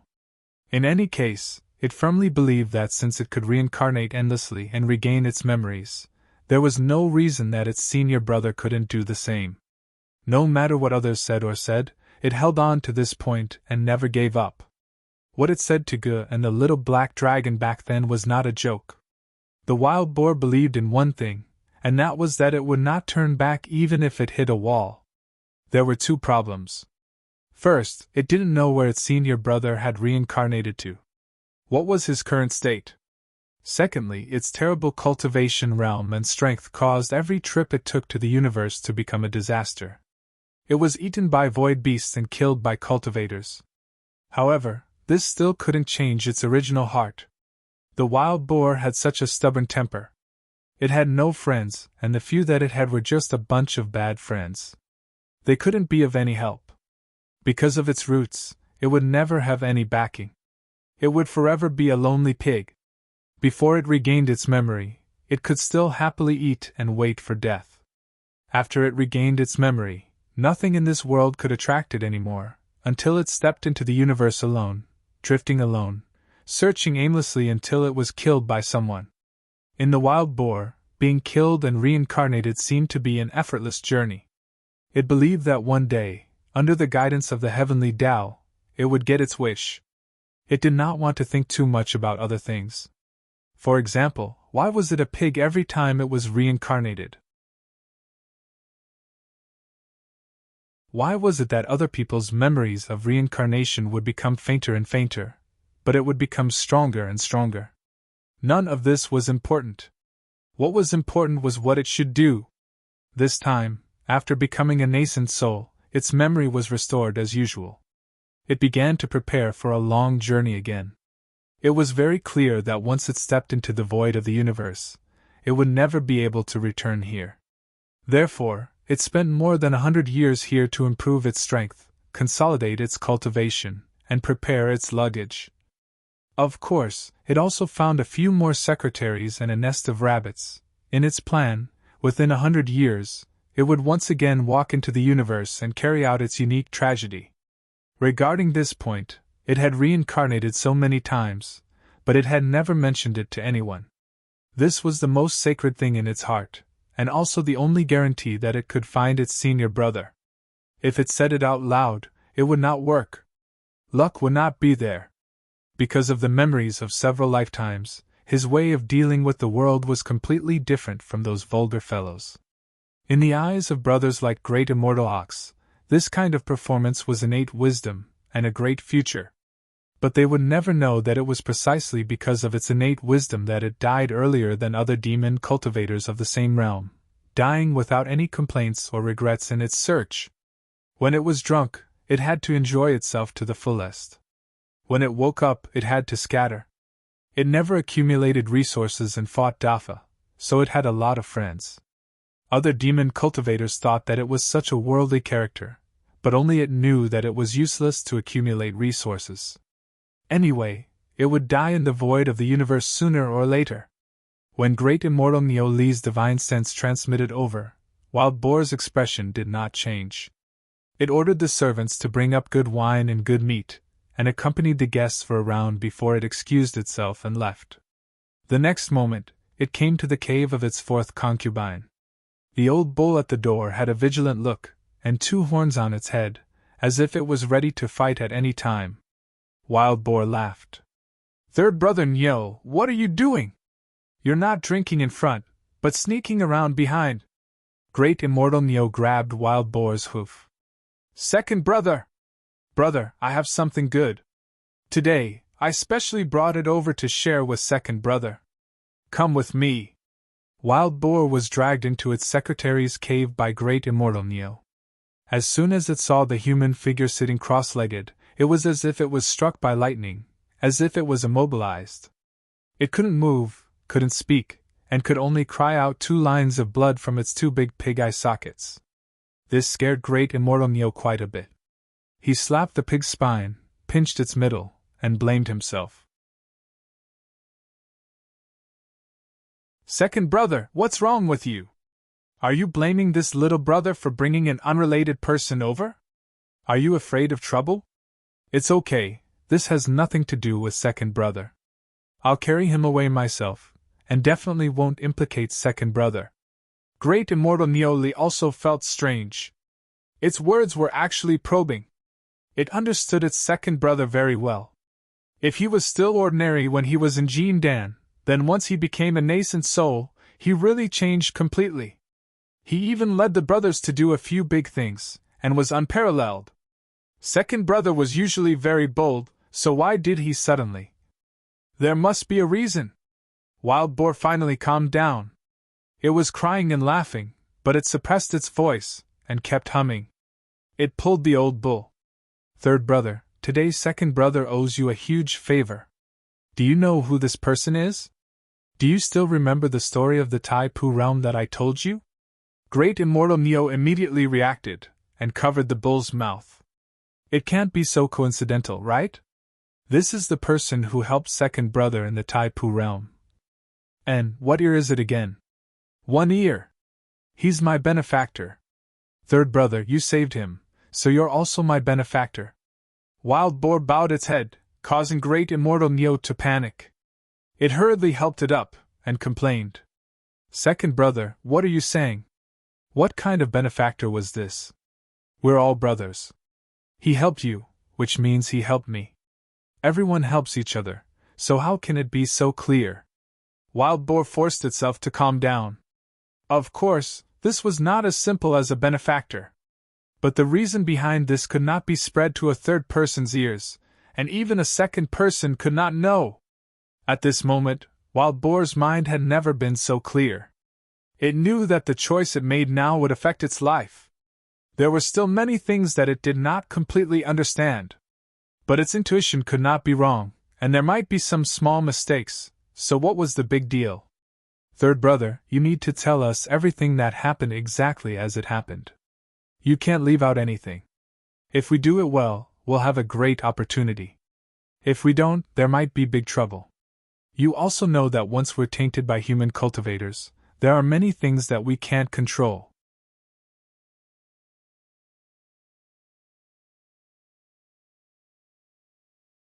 Chapter 996. Pighead Mountain was immersed in joy. To monsters, happiness was always so simple. Their battle might be more bloody, but it did not involve much. It was not as complicated as the battle between humans. Wild Boar used private matters as an excuse to guard fourth concubine's cave. Under its tyrannical orders, the few people who knew about it, the few monsters, were restricted from entering and leaving. They were imprisoned in a hidden place in the cave, including its fourth secretary. They were under the surveillance of its divine sense the entire time. It did not know who its senior brother's enemy was. It only knew that it was a monk. This was reasonable. When it followed its senior brother in the interior heaven, its main enemy was also a monk. This was an unavoidable feud, so it was not strange at all. It needed to make a decision. Should it leave its senior brother here or change to a safer place where no one knew about it, including Old Ox? It could not make any mistakes. Pighead Mountain looked prosperous, but it was also a sieve. It could not hide anything. It did not care before because it had nothing to hide, but it was different now. Its senior brother had not woken up and did not have the ability to protect himself. It could only rely on it now. It did not allow itself to make any mistakes. Would the monks still come? Silu, would the other monsters come after hearing the news? It needed to consider everything. Was Single Ear the name of its senior brother in this life? Or was it fake? Its senior brother was very cunning, but it did not matter. It was fine as long as he was right. Was he its senior brother? It was not sure. It did not have powerful magic power or divine abilities like his senior brother's friends. It was just a demon pig whose cultivation base was no higher than nascent soul. All of its judgments came from the intuition of a demon, and it did not have any accurate evidence to prove its judgment. But it believed in itself. Just like in the Taipu realm, its senior brother did not recognize it, but he saved it without hesitation. There was a mysterious connection, which was fate. Was it not enough to have fate? It was the swordsman. There was fate. There was a feeling. Powerful enough. Causing trouble. That was enough. No matter whether he was its senior brother or not, it would just treat him as its senior brother. As for the rest, it would leave it to time. As long as it followed its senior brother, there would be a day when the truth would be revealed. Senior brother definitely can't recognize it now. According to the rules of the cultivation world, a reincarnated cultivator must reach the realm of his previous life before he can recover his memory. Senior brother's realm was a bit high when he died, however, it did not doubt that senior brother could reach that realm. Of course he could. He definitely could. Who is senior brother? He was a golden immortal who dared to poke a hole in the sky.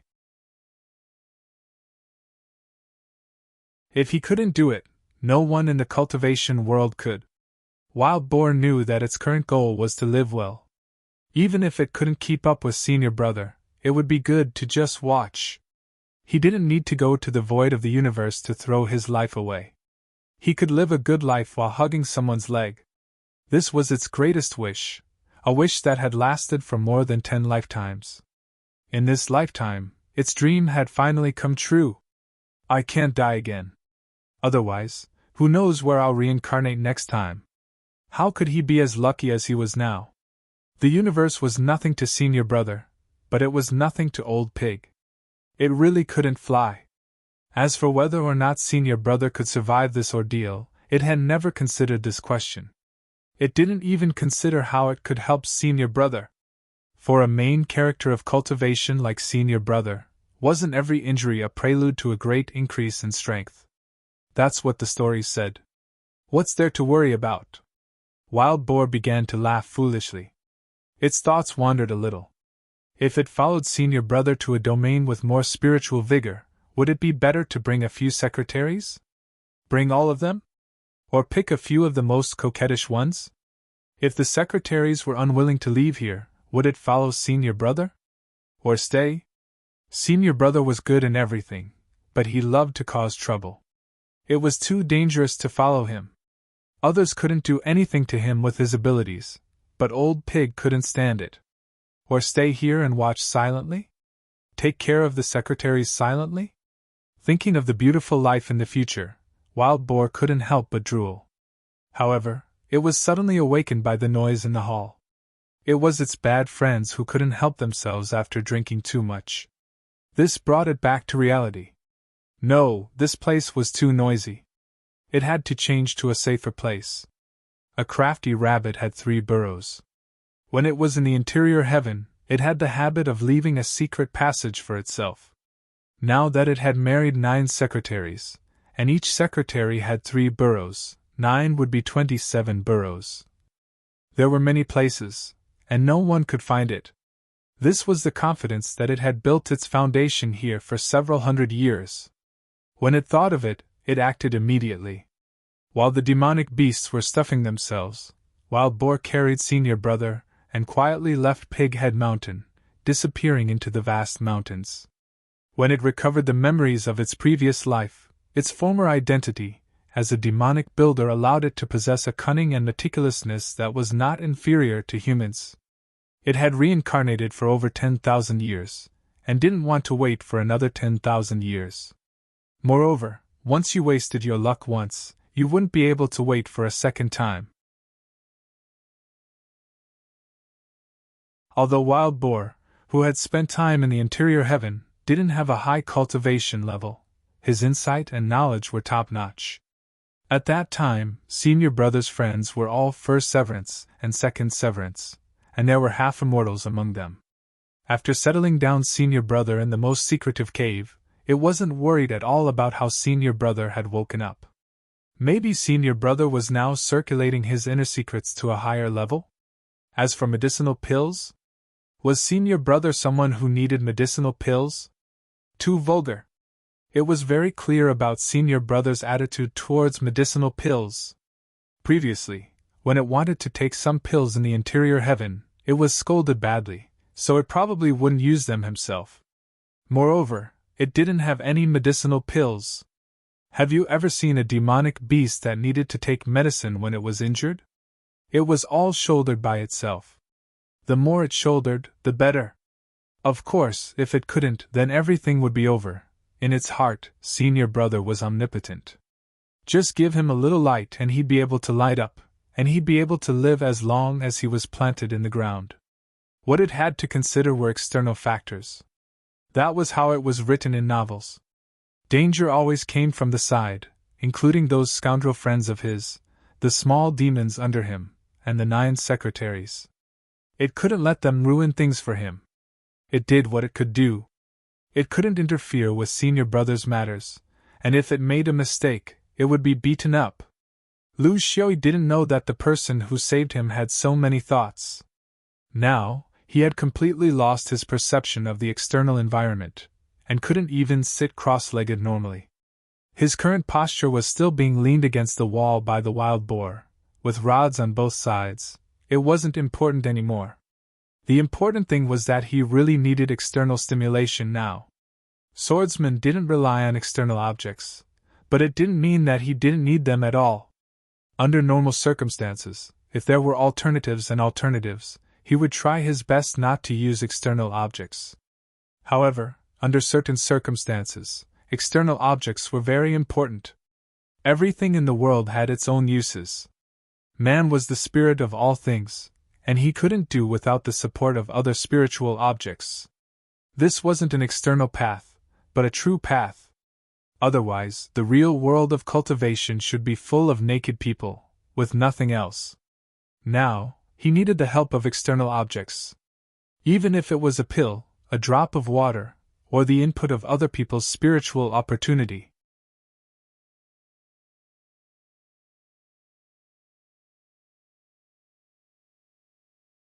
Chapter 997.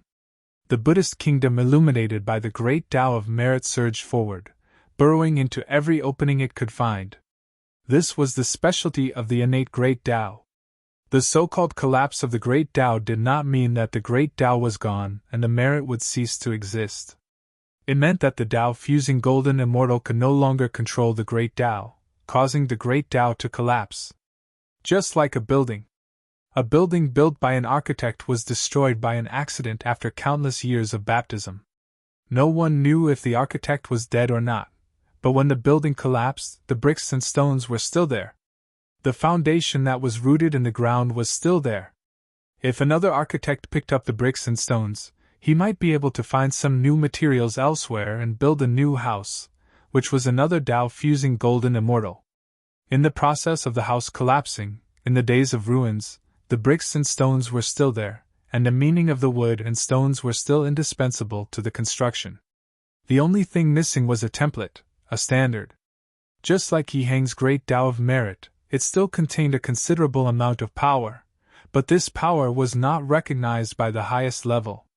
Most importantly, Lu Xiaoyi was not at the highest level. Thus, he did not have the ability to deny the great Tao of merit. There would be flaws. The problem was whether he could find it. In the sparrow god's dimension, the wings of the big-bellied crow flapped slower and slower.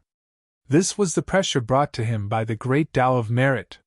He knew very well that if he continued to resist passively, he would not be able to last for long. The power of merit was endless. Through the unseen channels, it was constantly replenishing and strengthening. This was the most fatal thing.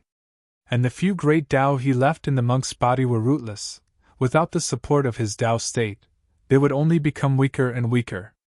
This was the power of the top application of the great Tao of merit. It was not that the 5 elements slaughter could not do this. The 5 elemental slaughter Tao was an unbroken innate Tao. Of course, they could do this. Cultivators could use the ubiquitous 5 elemental slaughter Tao in the universe to replenish the consumed 5 elemental slaughter Tao. But the problem was that Lu Xiaoyi had yet to understand it to that extent. Currently, most of Yiheng's energy was still focused on using his own power of virtues to counteract the 5 elemental slaughtering stars. As the 5 elemental powers in his body grew weaker and weaker, he would be able to increase his investment in Lu Xiaoyi's cultivation. In other words, he actually didn't have unlimited time to think of a solution. He had to find a solution before Yiheng was free. Otherwise, the longer he waited, the lower the possibility of a comeback. He had already thought of a way, which was to use external stimuli to divert the attention of the power of merit and open up a second battlefield. Then, the sparrow deity would counterattack and expel the power of merit. This was because he could no longer control his own body. His entire mind was completely immersed in defending against the merits. If he wanted to control his body, he would need to invest a certain amount of mental energy to control his body that was currently occupied by the merits. He could not afford to invest this amount of mental energy. He was afraid that even if he managed to regain control of his body, he would lose the sparrow god's space. That would be a real loss. Therefore, he was looking forward to external stimulation. No matter what kind of stimulation it was. Pills, artifacts, and spiritual vigor. Even if someone came to kill him now, the magic power that penetrated into his body would be of great help to him. But the depressing thing was that there was nothing. He would either be saved by someone and fed them pills and spiritual vigor, or be killed by someone and force entered his body. This was also the reason why he decisively put all his mental energy into the sparrow god's space when he was injured. He knew that there were demonic beasts spying on him. After the battle, there would definitely be demonic beasts coming to clean up the battlefield. No matter if it was good or bad, it was an opportunity for him. But what was going on now? No one was helping him, and no one was killing him. He was just quietly placed in a place, and then no one cared about him. This situation could be pardoned in the mortal world, but in the cultivation world, where demonic beasts roamed freely, he was treated like this. He really couldn't understand it. Where was everyone? Where were the demonic beasts? Where the F*ck did they all die to?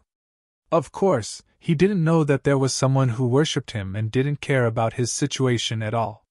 He thought that there was no problem in the universe that he couldn't solve. Therefore, he was worshipped here like a bodhisattva, and didn't even give him a stick of incense or a bowl of water. There was no need. Senior brother was climbing to new heights. That was how it was described in the novels. After waiting for a while, he knew that he couldn't pin his hopes on external stimuli anymore.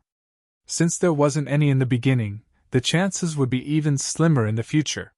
He had to completely rely on himself. Time waits for no man. He had to rush before Yiheng recovered. Being forced to this point, he actually had no other choice. Since resistance would be broken sooner or later, he could only take advantage of the fact that he still had some power in the sparrow god's space to let some of the power of merit attack in. Since he couldn't reject it, he could only enjoy it and merge with it. He placed his hopes on his experience of being invaded by Buddhist power, and he placed his hopes on the fragment of merit. It was very risky, because he was a complete layman when it came to Dharma. If he let the world of merit in, he wouldn't be able to hold on for long. It was a difficult challenge to find the loophole in Yi Hang's realm of merit in a short time. His chance was to obtain the fragment of the great path of merit. That was the true great path of merit. He didn't know anything about merit, but he knew how to compare. If he compared the fake with the real thing, he would naturally know which was better and which was worse. This was a secret battle of time, eyesight, recovery, and luck. If he won and found the weakness of Yi Hang's merit, he wouldn't be controlled by this monk anymore. This monk wouldn't dare to appear in front of him again, let alone hand him his claws. If he lost, there was no need to say anything. He wouldn't even have the chance to be a monk because Yi Hang wouldn't allow him to continue living in this world. This method was very risky because he placed his hopes in a field that he wasn't familiar with. But he had no other choice. Who asked him to be in such a strange environment? A strange environment where no one cared about him. Lu Xiaoyi had always been a decisive person. After thinking through the twists and turns, he didn't hesitate and directly opened a small gap in the sparrow god's space, allowing some of the merit that had almost filled the space outside to pour in. Fortunately, he acted early. Although the wings of the big-bellied crow were getting smaller and smaller, they were still strong. When the merit poured in, it didn't break through the dam and maintained a limited gap. But this wouldn't last long. If he couldn't find the loophole in Yi Hang's merit, the gap would become bigger and bigger. In the end, the dam would collapse and he would die.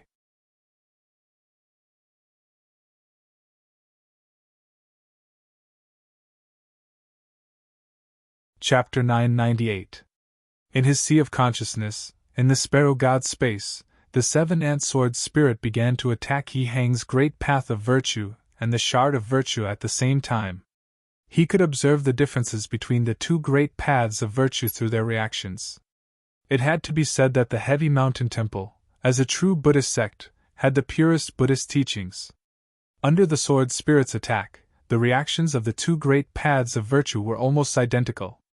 Even if there was a slight difference, it was just a small difference under the same main theme. It didn't affect the overall situation. The sword spirit's attack became faster and faster. Lu Xiaoyi knew that only by forcing out the deeper aspects of the great path of virtue would he have a chance to find Yi Hang's loophole.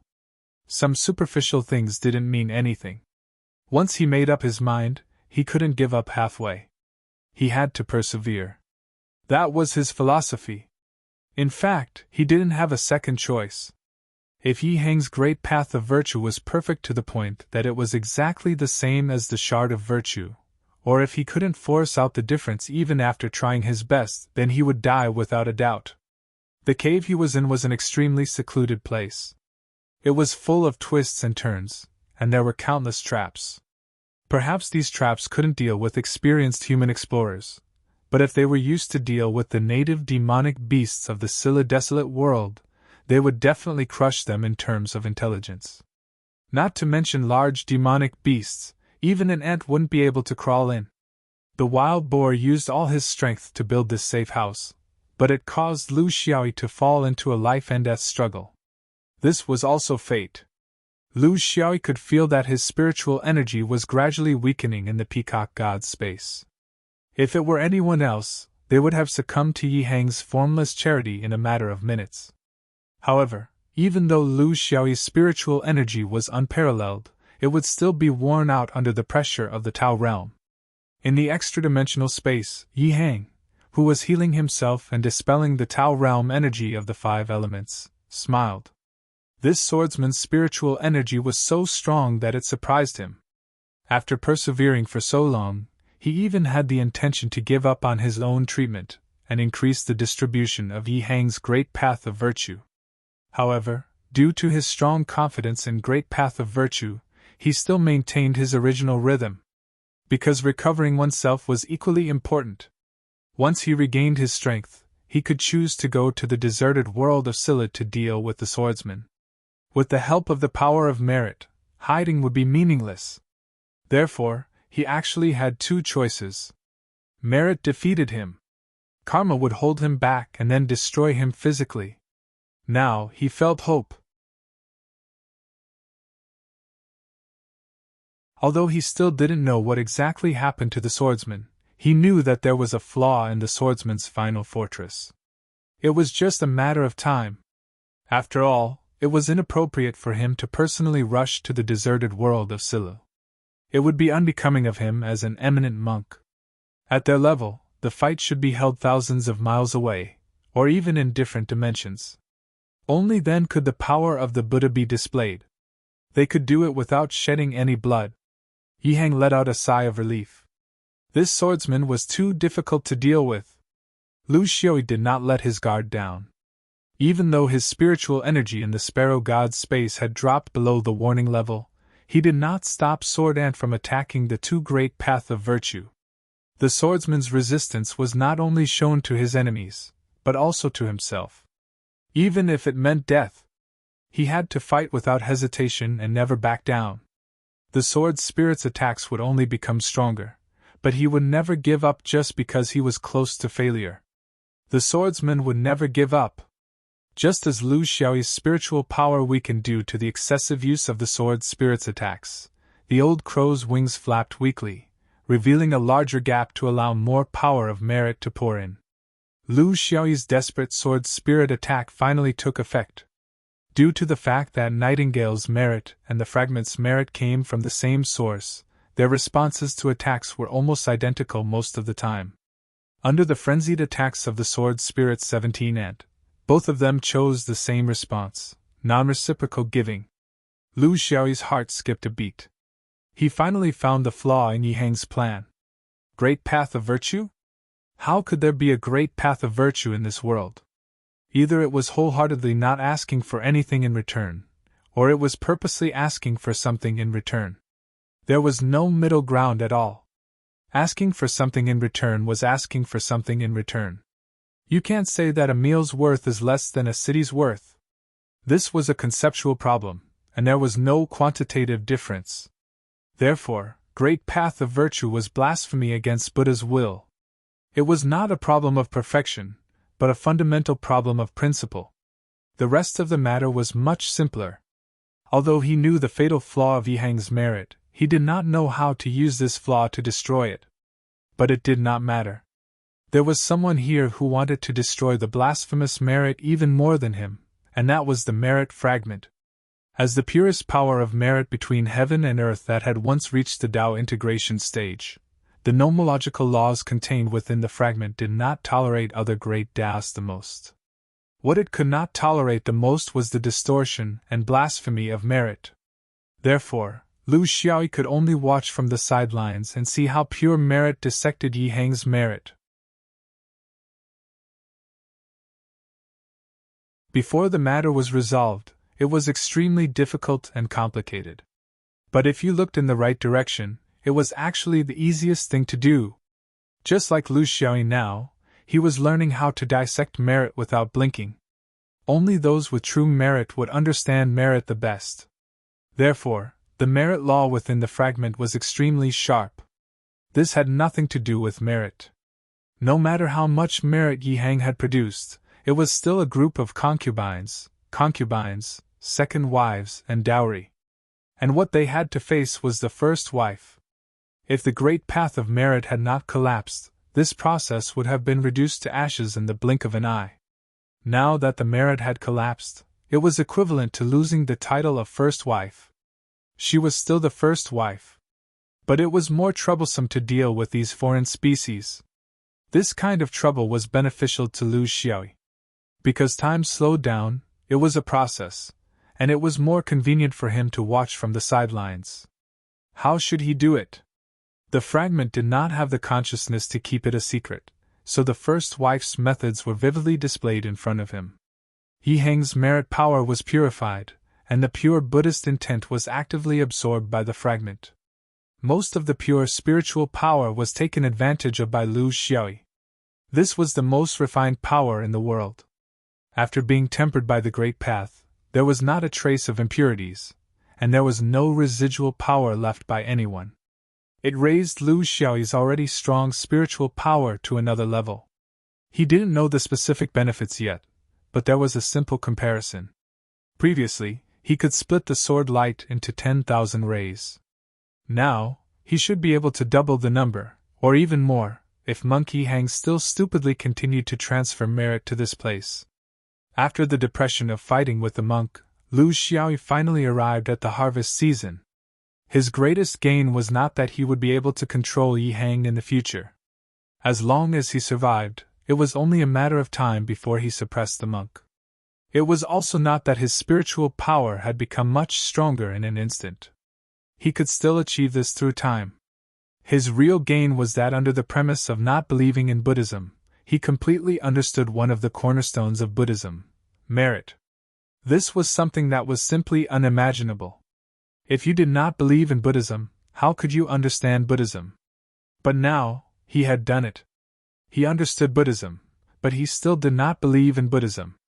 And from this, he could easily extend it to other aspects of Buddhism. This was a decisive watershed in his cultivation. From now on, his vision would be different.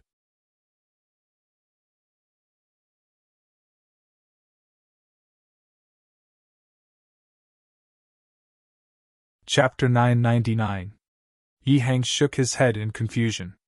He could feel that something was different, but he couldn't tell what was going on. If he was still a half-deity in his past life, he would have realized what was going on in seconds. However, he couldn't do it now. He had part of the understanding of merit from his past life, but he wasn't well versed in it. This wasn't his problem, but his realm. How could you ask a bodhisattva to master the power of Bodhi? He only felt that wherever the sword cultivator went, the demand for the power of merit was becoming greater and greater. The swordsman's final spiritual fortress had been completely broken, and the merit was pouring in. Logically speaking, the battle should have ended quickly, and the swordsman's last consciousness would be stabilized. Why was it like a bottomless pit? That damned swordsman, not only did he not die in peace, he even tried to play tricks on him. He could only continue to transfer the merit. Even if his recovery would be slower, he still hoped that he wouldn't have to make a trip there himself. He would have to solve the problem in a better way. He couldn't be blamed for being slow, because the one who punished him wasn't a human, nor was it a swordsman. Instead, it was the path of merit that originated from the same source as him. Even if he was tricked, he wouldn't feel anything wrong. However, it was really a bottomless pit. 30 was like a wolf, 40 was like a tiger, and the swordsman was like a 50. If you were too slow, he would take the initiative to absorb it. Yihang felt that something was wrong. His opponent's final spiritual fortress had been broken, and he had lost control of his body. How did he end up in such an awkward situation? Of course, he didn't know that Lu Xiaoyi didn't regain control of his body on purpose. There was no need for that. It was a matter of seconds, and he had completely recovered.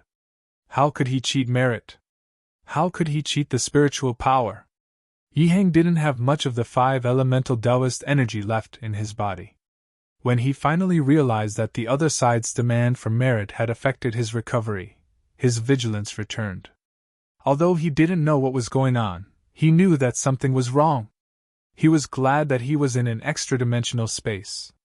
Otherwise, the swordsman would have followed the traces of merit and found his way here.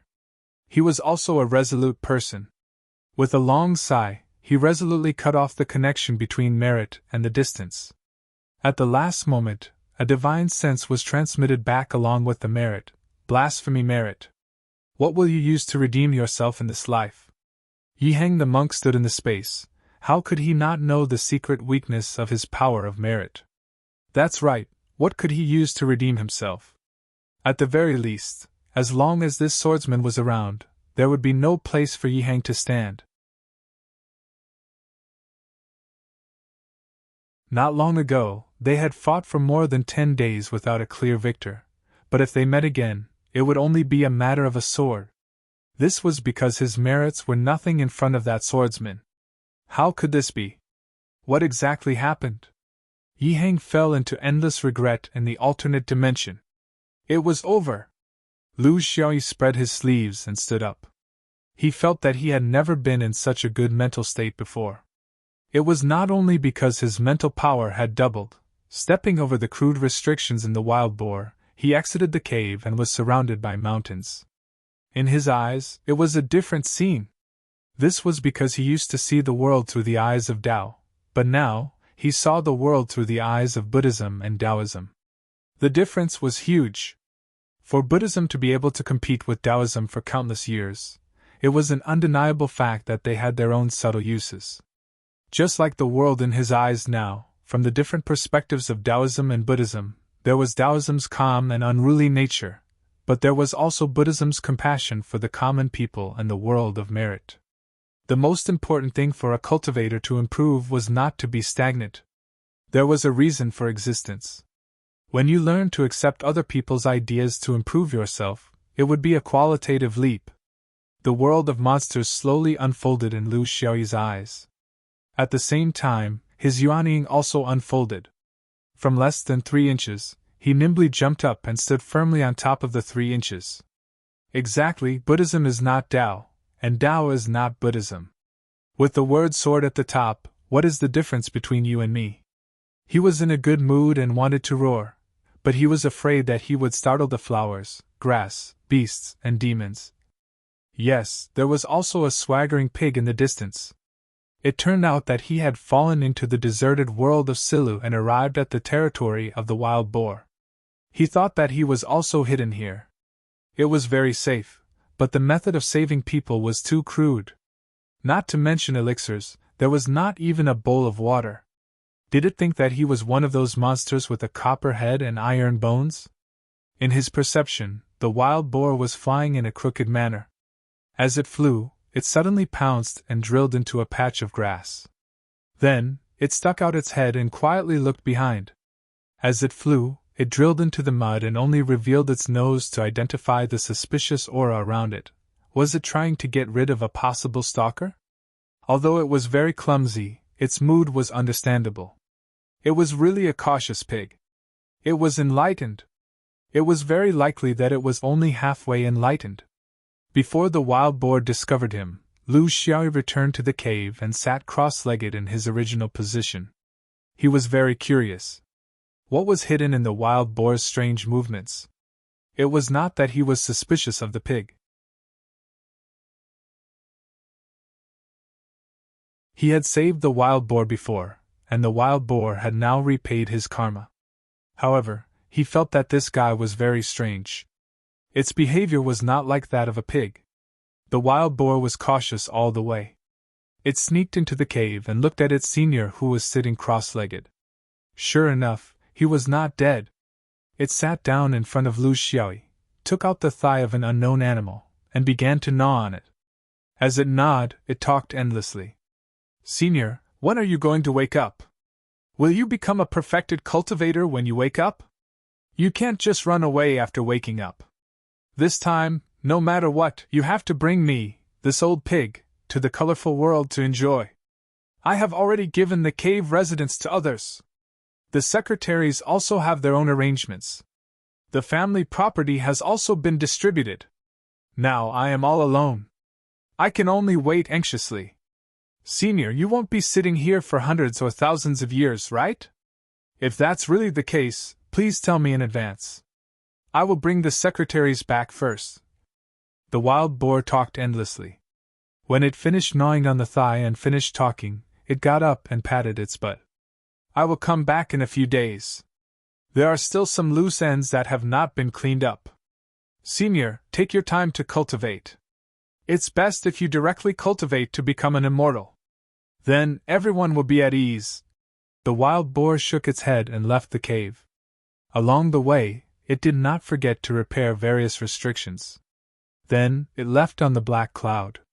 The only thing that did not change was that it was still sneaky. It circled around countless times and came back to attack. It was being careful. Lu Xiaoyi shook his head. Originally, it was not a big deal. However, when others saw its behavior, they would think that something was wrong. The wild boar was very simple.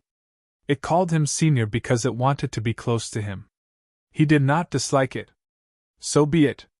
But why did it want to go with him? He had never promised it, right?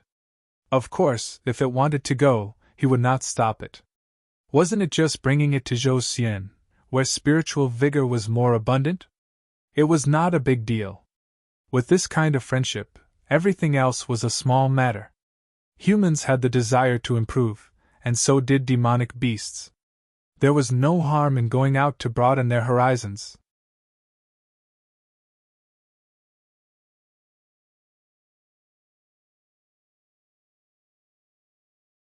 Chapter 1000. The wild boar sneaked all the way back to Pighead Mountain. After a few days, the excitement had long passed. Even the newly recruited secretary had been arranged. The cave on the mountain seemed a little empty. There was only one person accompanying it, great deity Nioli. To be honest, Old Cow was a little dissatisfied. He was the one who had saved that person. What was going on now? Was Second Brother going to guard against him as well?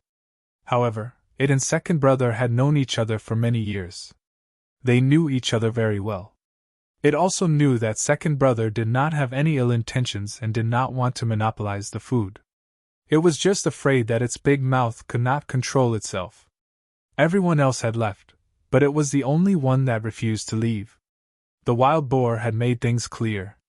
Third Brother, don't blame me. I did not leave you here entirely out of ill intentions. First, it is to control your mouth. Don't spout nonsense when you drink. Second, when Senior Brother wakes up, there will definitely be great benefits. You won't have worked hard for nothing. What's the point of returning to Oxhead Mountain? There are no servants or secretaries. You are a pauper. No one will pick up that lousy white mountain even if you throw it out.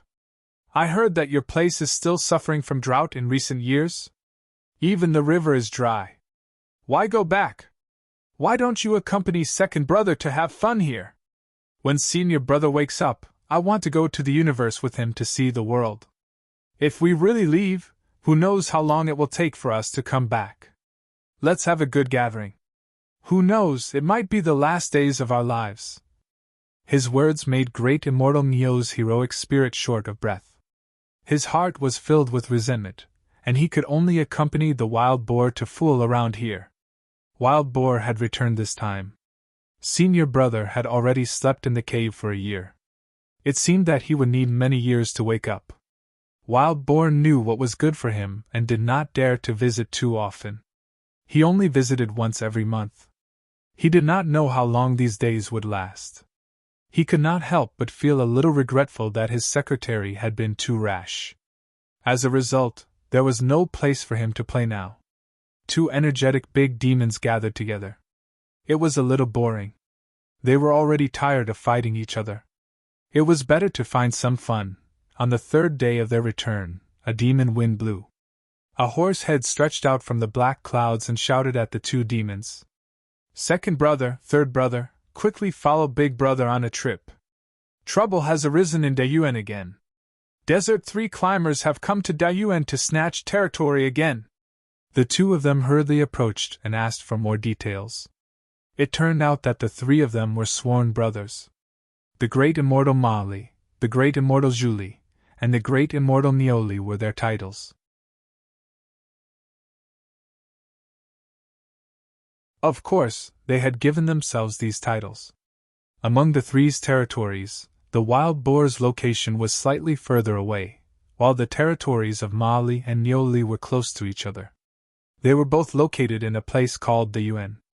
Dayuan was also known as the Cow and Horse Plains. This was because the two most famous monsters in this area were Mali and Nioli. Next to the Ox and Horse Plain was a desert. There were also 3 great demons in the desert. They were the Horned Centipede, the 1,000 Feet, and the Evading Army. The Horned Centipede was a type of sand snake, the 1,000 Feet was Ma Lu's many-legged worm, and the Evading Army was what people often called a chameleon. Because they were born crawling on the ground, they were called the Desert 3 Climbers by the 3 great immortals to show their disdain and contempt. What these 3 fellows wanted to do the most in their lives was to move from the desert to the Ox and Horse Plains with abundant water and grass. Of course, they had a conflict with the 3 great immortals. From the Jin Dan to the current Yuanying, they would come once every few decades to decide the ownership of the ox and horse plains through various methods. However, the local demons of the ox and horse plains were all loyal to their old masters. The things from the desert were too terrifying, and their appearances were not to their liking, so they had never succeeded. Among the demons, there were also differences in beauty and ugliness. For example, why was the great immortal Mali the boss of the three immortals? It was not entirely because of his strength, but more because of his elegant and handsome appearance, which gained the approval of all the demons. The great immortal Nioli was also not bad. He was courageous and powerful, and had an imposing aura. It was just that the second brother pig was a little weak, but in any case, he was not too ugly. He was always within the demon's aesthetic range. However, the Desert Three Climber's appearance was a little too ugly.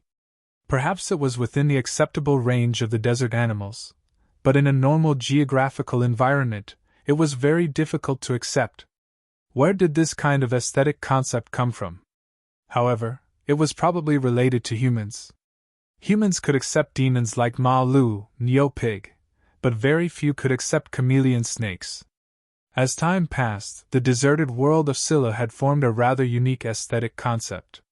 In terms of strength, no matter if it was the three immortals or the Desert Three Climbers, they were actually on par. No one could have a complete advantage. It all depended on their performance and luck. However, to be in charge of a party, it was not only a competition of combat power. It depended on who could fight and who could get the demon heart more.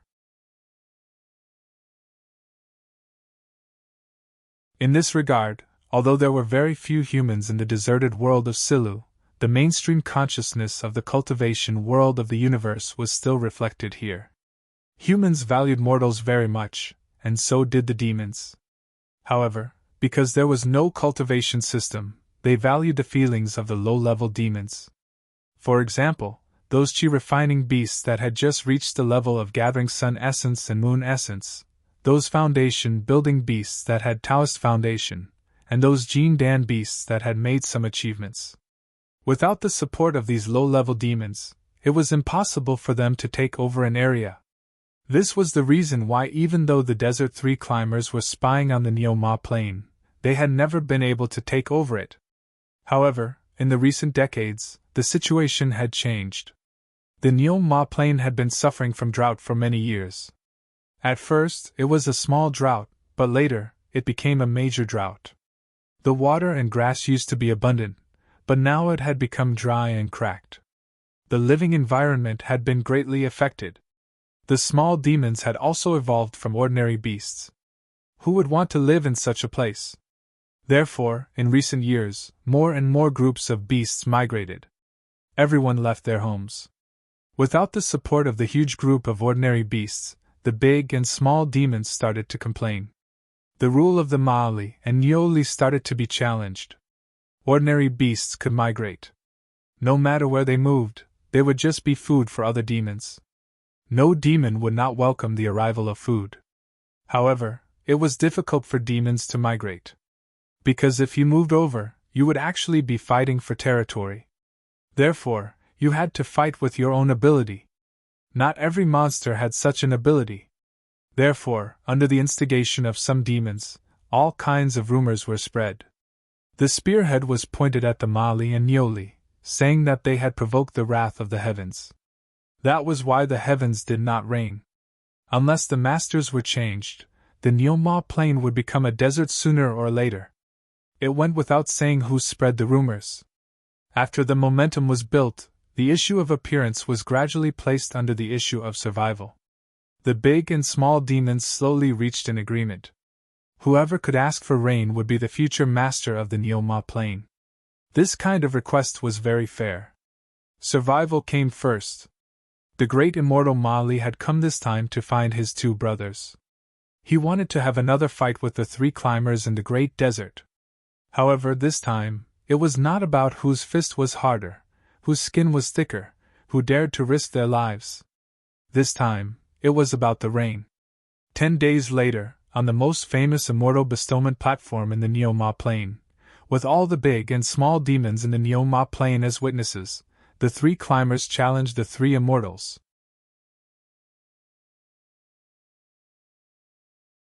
They wanted to see who could ask for rain.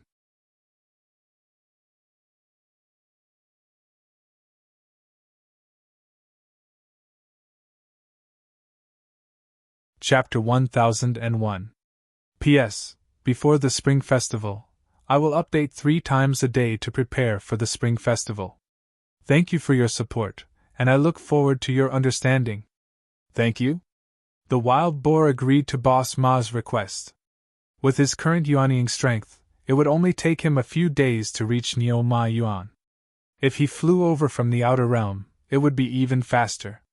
He had just seen his senior brother, and the next time would be a month later. There was still enough time. Besides, he was really bored.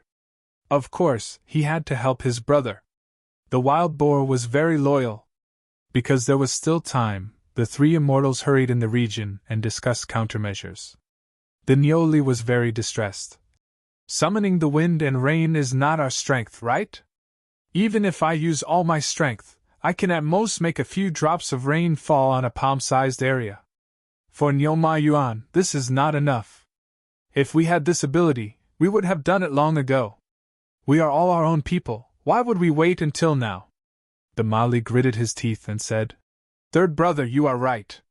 Not to mention the 3 of us, even if we count all the monsters in Silu, how many of them are good at making rain?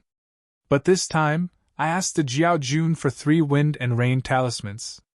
I think we can deal with it. We can't, but the 3 crawlers can? They are not as good as us. If they have that ability, why would they stay in the desert? The 2 monsters argued, but they thought that this was just the usual provocation of the 3 crawlers. In the end, everyone just urged the rain to come down. Then, what should be done would be done. It would not change the fundamental nature of Nyoma Yuan. Cultivators urging rain was a great magical power. It was not like what was written in the novels, where as long as a living creature had the ability to cultivate, they could summon the wind and rain. This was a conceptual misunderstanding. Even if it was a cultivator of the Water Tao realm, he might be able to make rain in a small area, but to make rain in a large area for a long time, that was a completely different matter. A real downpour required the help of nature, sufficient water in the clouds, and the cooperation of various environmental factors.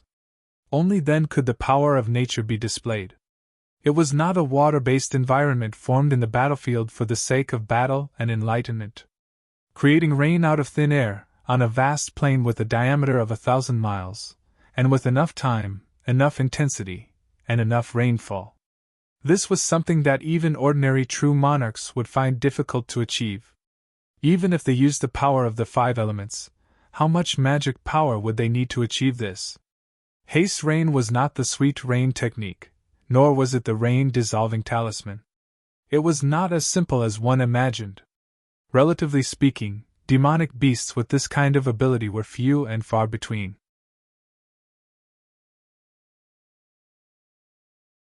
Land demonic beasts were not able to do it. Only some water demonic beasts in large rivers and lakes could barely do it. They also needed the cooperation of nature.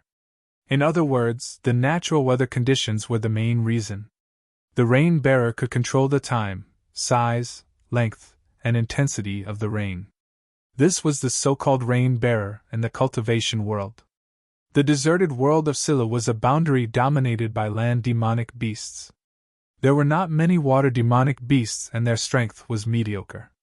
In the vicinity of the oxen and horse plain, the only one who had some strength and relied on a large river was the Jiao Jun. The Jiao Jun was the ruler of the only large river in the vicinity of thousands of miles. The rainfall in this area was basically decided by him.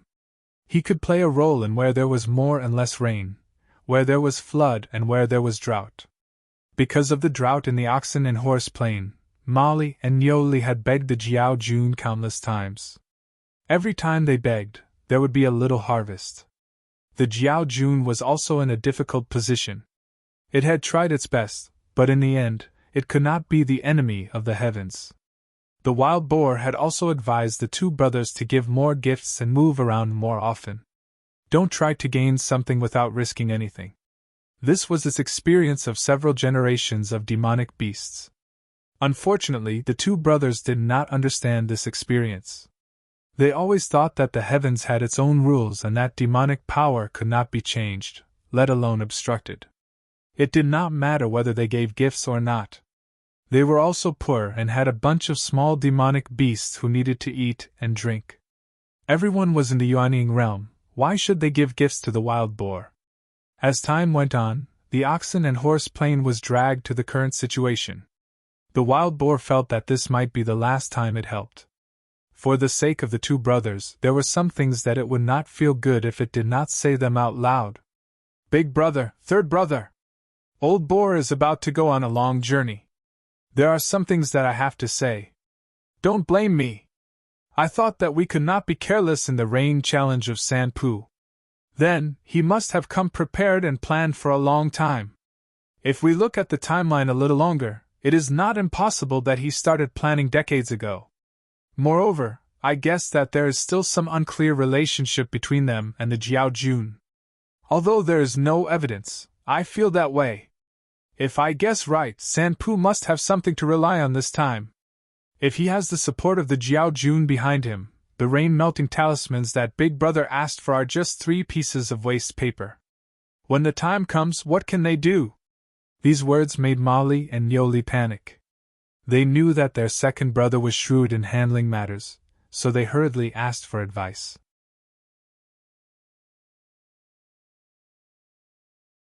However, the wild boar's intelligence was limited, and its strength was even more limited. It was not easy for it to vaguely guess some clues. As for the solution, it had no direction at all. It was not in the oxen and horse plane, so it did not feel any pain. Moreover, its mind was not on the desolate world of Silu. Since it had become a Yuanying, it only wanted to continue its never-ending search. Its goal was the Sea of Stars, so why would it care about the matters of the domain? The 3 demons discussed and discussed, but could not find a feasible solution. They could only wait until they arrived at the place, and see what the situation was like. Treating the head when it hurts, treating the foot when it hurts. This was the usual way of doing things for demons. After 7 or 8 days, the 3 demons arrived at the immortal ascension stage of the oxen and horse plane. They were immediately shocked by the scene in front of them. There were a lot of demons, big and small.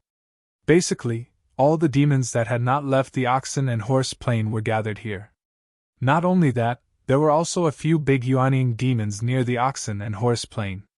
Although their territory was not as dry as the oxen and horse plane, it was more or less affected.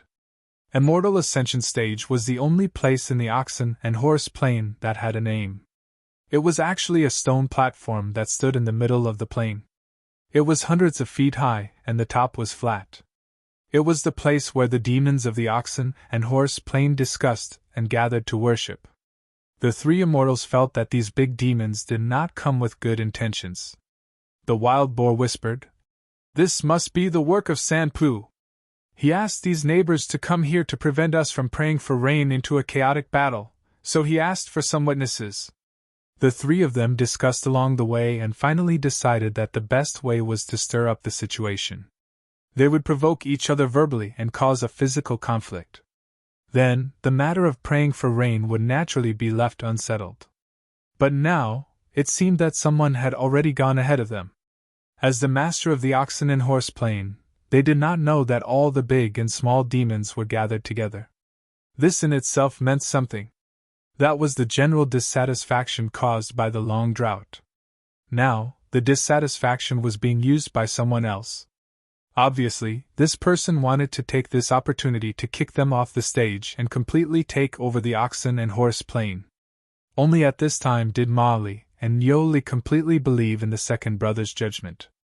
Unfortunately, it was too late.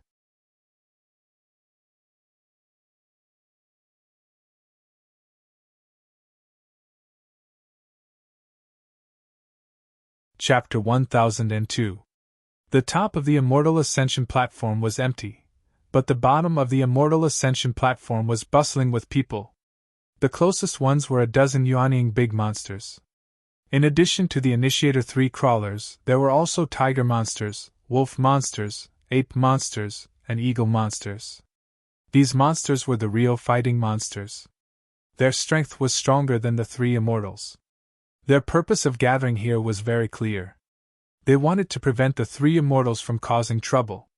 On the outer layer were the golden core demons of Ox and Horse Plane. Going further out in order, there were Foundation Establishment and Chi Refinement little demons, numbering in the thousands. They were all gathered here, waiting for the birth of a new master. Since they were monsters, they basically had some spiritual intelligence. They had already seen the decline of the three immortals. Things were obvious. If the three immortals really had the ability to make rain, wouldn't they have done it long ago? They had been unable to do anything until now. If the three crawlers in the desert could change the drought, they wouldn't mind changing their master. Water was more important than anything else for life. As for the cultivation environment in the deserted world of Silu, although there were no humans here, the overall structure was slowly and subtly influenced by the human system after a long time of limited contact. It was not completely brainless fighting between monsters, especially when two groups of monsters had a dispute. Since the three crawlers couldn't drive the three immortals away by force, they could only think of a way through the rules. Praying for rain was a conspiracy they had been plotting for decades. From the beginning of the small drought to the current thousands of miles of barren land, their purpose was to gain prestige through praying for rain and occupy the Neoma plain openly. In this regard, the three immortals were still too slow. The only one who was a bit cunning didn't pay attention to it at all.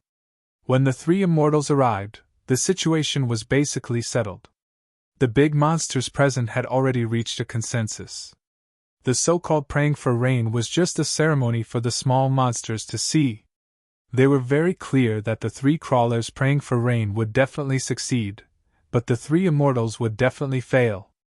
Because there was only one big river on the side of the Neoma plain, the Jiao Jun. Who could change Jiao Jun's decision? Water was unique to any living being or celestial body. Therefore, among the demon beasts of the West Lu wasteland, the position of aquatic demon beasts was very special. They might not be the strongest, but they could influence the distribution of water resources in a large area. This made their position particularly important. No one was willing to offend them, and in the end, their territory would either be drained or flooded.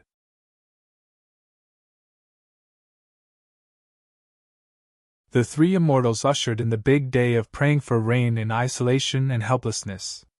They still had some friends, but distant water could not quench present thirst. There was not enough time, and even if they gathered their friends, it would just be another fight, which would not solve the problem. Friends would always leave, so how could the three of them deal with the hostility around them? Most importantly, the decades of drought had caused them to lose the support of their demonic hearts. This was the root of their failure. Demonic beasts didn't have as many rules as humans when it came to praying for rain. They also didn't have three animals as offerings. If they did, they should put three people up there. As the presiding priest, the tiger monster announced the rules of praying for rain. It was very direct and straightforward. Each side will send one person up to pray for rain. The time limit is 45 minutes. If the rain doesn't come, it will be considered a failure. Each side is only allowed to go up there 3 times. There will be no delay. Whoever deliberately makes trouble in the process of praying for rain will automatically admit defeat. This time, praying for rain is the request of many people in the Neoma plain. It is a big event related to the lives of demons. Whoever succeeds will be in charge of the Neoma plain. If both sides fail, they will choose another superior monster. We can't let the plain dry forever. The three immortals were speechless. The procedures had been arranged, so they couldn't refuse. Their small group of 3 looked pale and powerless in front of the big groups around the Neoma plain. They could only bear it silently, and hope that the weather would change in the matter of praying for rain. After all, even demonic beasts of the water nationality couldn't completely control the natural climate change. The day of praying for rain was chosen very well. The sky was covered with lead clouds and a storm was coming. If such a scene was elsewhere, it would be a proper rhythm of rain. However, in the Nyoma plain, they had seen such scenes too many times in the past decades. No matter how thick the clouds were, they were dense and didn't rain. They had to wait for the clouds to drift to other places before it rained. It was also very strange. Therefore, even if the rhythm of rain was obvious, the monsters didn't dare to expect it to really rain. They pinned their hopes on the ability of their new master. Molly looked serious. Second brother, third brother, we have to strive to be the first to go on stage to pray for rain. I see that the rain clouds are accumulating, the wind is blowing, the swallows are flying, the toads are coming out of their holes, the ants are moving, the fish are floating, the earthworms are going on the road, and the chickens are not entering the nest. Maybe they predicted that there would be a heavy rain here, so they deliberately set a trap for us.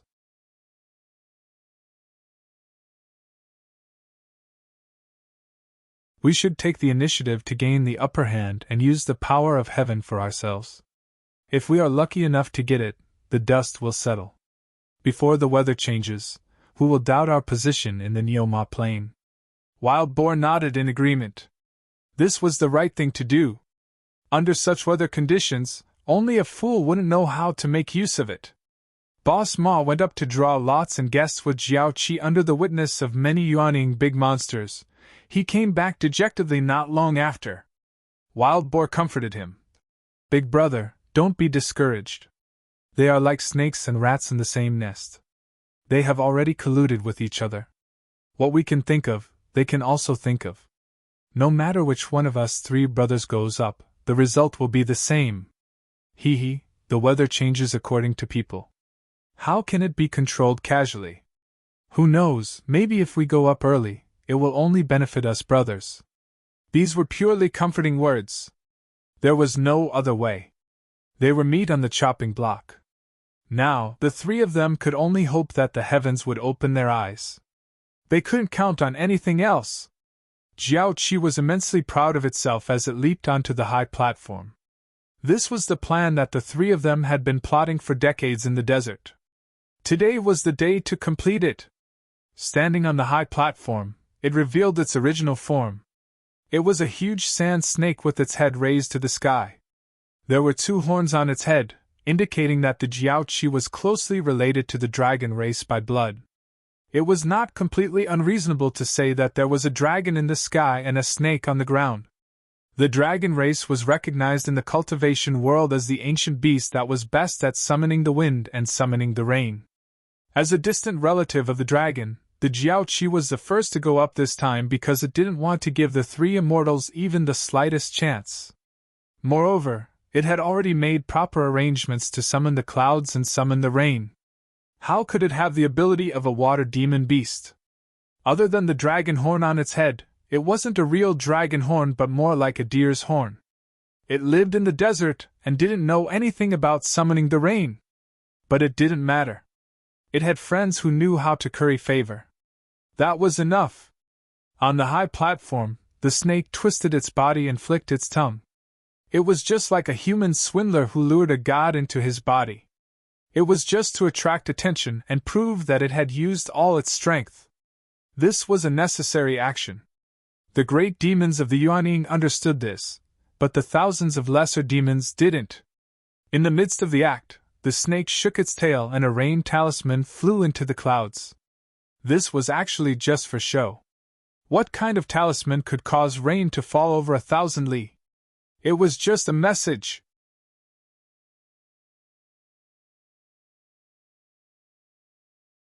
The moment the rain talisman entered the clouds, thunder roared and lightning flashed. The thousands of lesser demons below cheered in unison. It was really going to rain.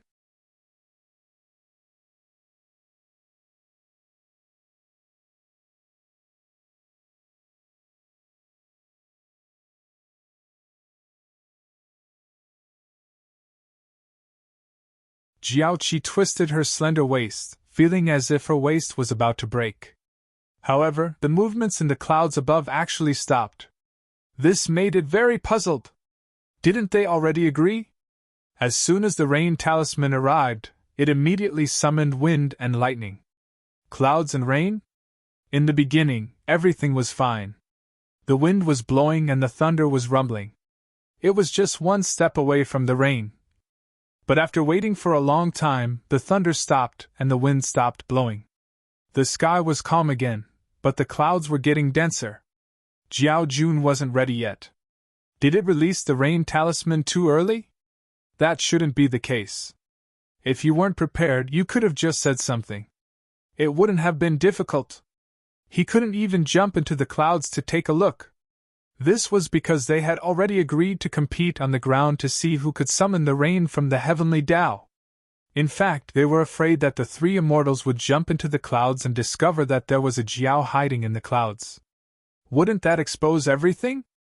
This agreement was originally meant to restrain the three immortals, but now it was the other way around. They sent their divine sense up, but there was no response. They didn't know what had happened above. Some people were sad, and some people were happy. Sandcrawls was baffled, but the three immortals came back from the dead. Just now, the wind rose and the thunder flashed. They all thought that there was no hope for them to return this time. When the time was up, Nioli yelled from below, "Time's up. If you don't come down, everyone will go their separate ways. You guys set the rules, and now you guys are the ones who broke them. How can you be so unreasonable?" Jiao Qi had no choice but to come down. Although it felt that the rain was about to fall, it should be credited to it. Ma Li took out 3 rain talismans from the Jiao Jun, one for each of the 3 brothers. "Brother, I'll go up first. I don't know if I'll succeed, but you guys should be mentally prepared." Before it finished speaking, its body was already leaping up. It was worried that if the rain fell at this time, who would be the one to blame? Once it was on the platform, it was no different from the Jiao Qi. It also revealed its true form. Raising its hooves and neck, it raised its head and let out a long neigh towards the sky. Then, it took out the rain talisman and threw it upwards. The rain talisman flew upwards and disappeared into the clouds. In the clouds, the Jiao didn't dare to move, because the flying sword didn't move at all.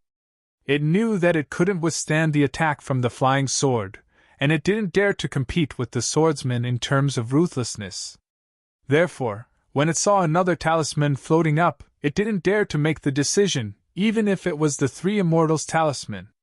That voice said calmly, "Do you think I'm too domineering?"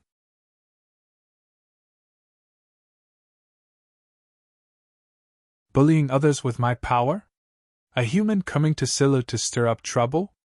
Sooner or later, you'll gather an army of monsters to get back at me?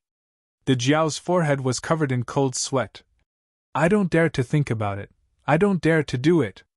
Immortal, you must have a reason for coming here. I'm slow and can't understand. Whatever you say, I'll do it. That voice was still calm. It hasn't rained for decades. The impact on this place is huge, and I don't think a mere river demon like you can do it. Tell me, whose power did you borrow?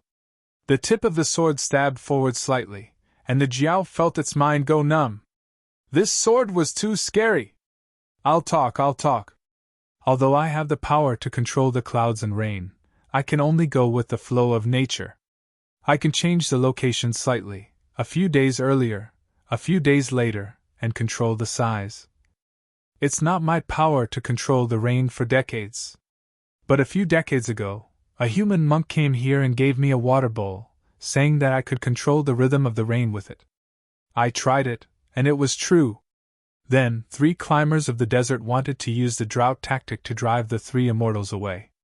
They promised me some benefits, so I agreed to help. The Jiao trembled as it took out a water bowl. It looked very ordinary, but it was half filled with water. Although the water bowl was small, it seemed to be unfathomable. Its movements were slow, as it was afraid that the swordsman would be suspicious and misunderstand its actions. That voice chuckled. So it's the Buddhists doing again. There's no such thing as a free lunch in this world. Do you want to know the truth about this water bowl? The Jiao nodded, but its thoughts were complicated. It understood that there was no such thing as a free lunch in the cultivation world. It was just that the cost was unknown, but the gain was right in front of its eyes. As time passed, it would slowly forget about it.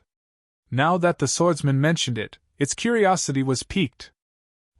Even if it was guilty of the three climbers' request, it could still return their gift. Comparatively speaking, this mysterious water bowl was more important, because it was related to its roots.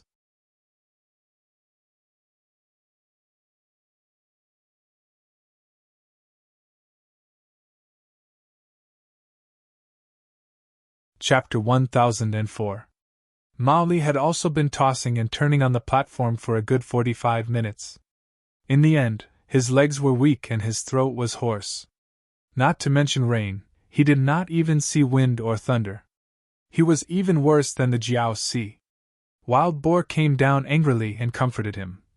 Since you didn't get rain, you still have a chance. Why are you so unhappy? In my opinion, no one here can control this rain. It's good news for us that no one can control it. This was the truth. For the three immortals, this was already the best result. The three crawlers finally heaved a sigh of relief. They were also very nervous when they could not contact the Jiao Dragon. They did not know what happened up there. Only a group of big demons who were watching the show were pointing and whispering. The wolf demon asked in a low voice, "Big Brother Tiger, I wonder what this old flood dragon is doing up there? Did he lose his strength after playing with the clam girl for too long yesterday? Should we find a chance to go up there and take a look?" Lord Hu sneered. "What's there to look at? It's none of our business. The three immortals are stingy, the three crawlers are ugly and cunning, and the Jiao is always on the fence. They are not good people. Let's just watch the show. It's best if we can't get rain, then this place will belong to us. We have many demons, so we can try one by one. Maybe we can get lucky. I think the clouds are so thick that it won't disperse until the real rain comes." The next one to go up was Ma Lu. He was originally full of confidence, but now he was hesitant. What happened up there? He was very clear that the rain talisman was just for show. It had no real function and was only a reminder. The final result depended on the Jiao Dragon who was operating it. It leaped onto the stage and revealed its true form. The thousand-legged worm stood upright, twisting and shaking to its heart's content. It was very ugly. If it were not for the fact that they were praying for rain, this unique ugliness would have attracted a group of demons to beat it up. It was a disgrace to the demon race. The Jiao stared at the water bowl in front of him. Under the influence of the swordsman, the true face of the holy mountain was gradually revealed. Even though he did not know much about karma, as a veteran Yuanying beast, he had heard of it before. At this level, different paths lead to the same goal. He already possessed the basic ability to discern. Although it didn't know how a swordsman was able to decipher Buddhist techniques, it knew that it was true. What was displayed in the water basin could not be faked, because it contained the details of the decades since it took over this Buddhist instrument. That voice was like a narration. Nothing is without cause and effect. There was nothing that did not produce merit. Just like what you've been doing in the Oxen Plains for the past few decades.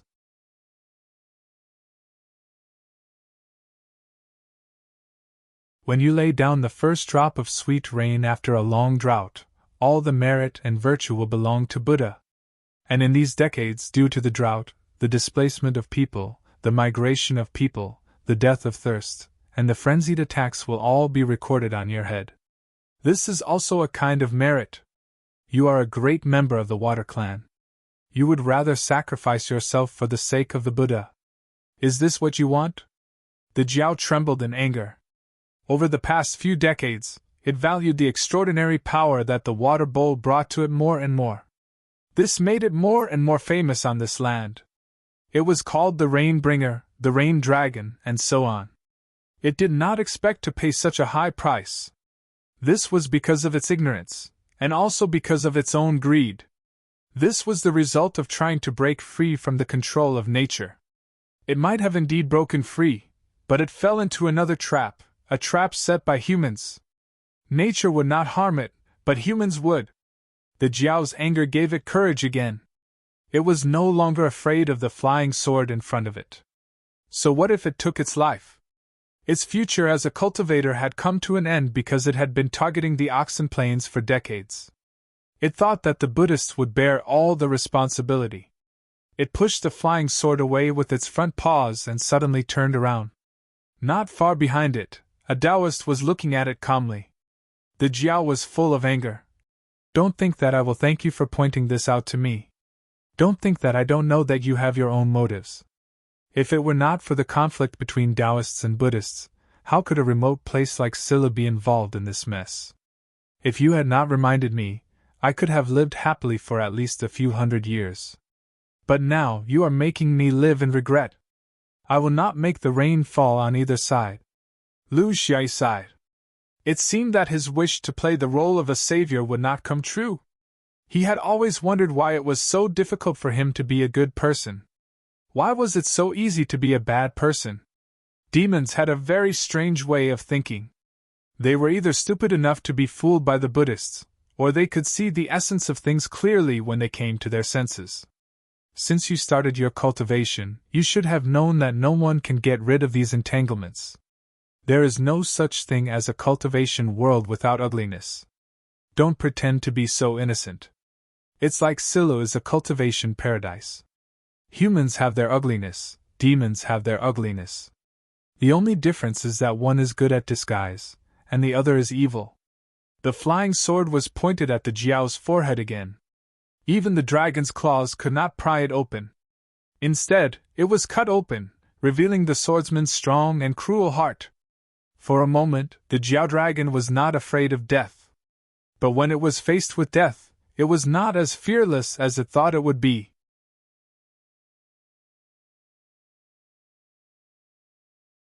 Lu Xiai asked, "Do you know the true meaning of Buddhism?" The Jiao shook its head subconsciously. Lu Xiao explained, "The true meaning of Buddhism is to let go of the butcher's knife and become a Buddha. Your problem now is, how do you let go of the butcher's knife? So, don't throw away the water bowl.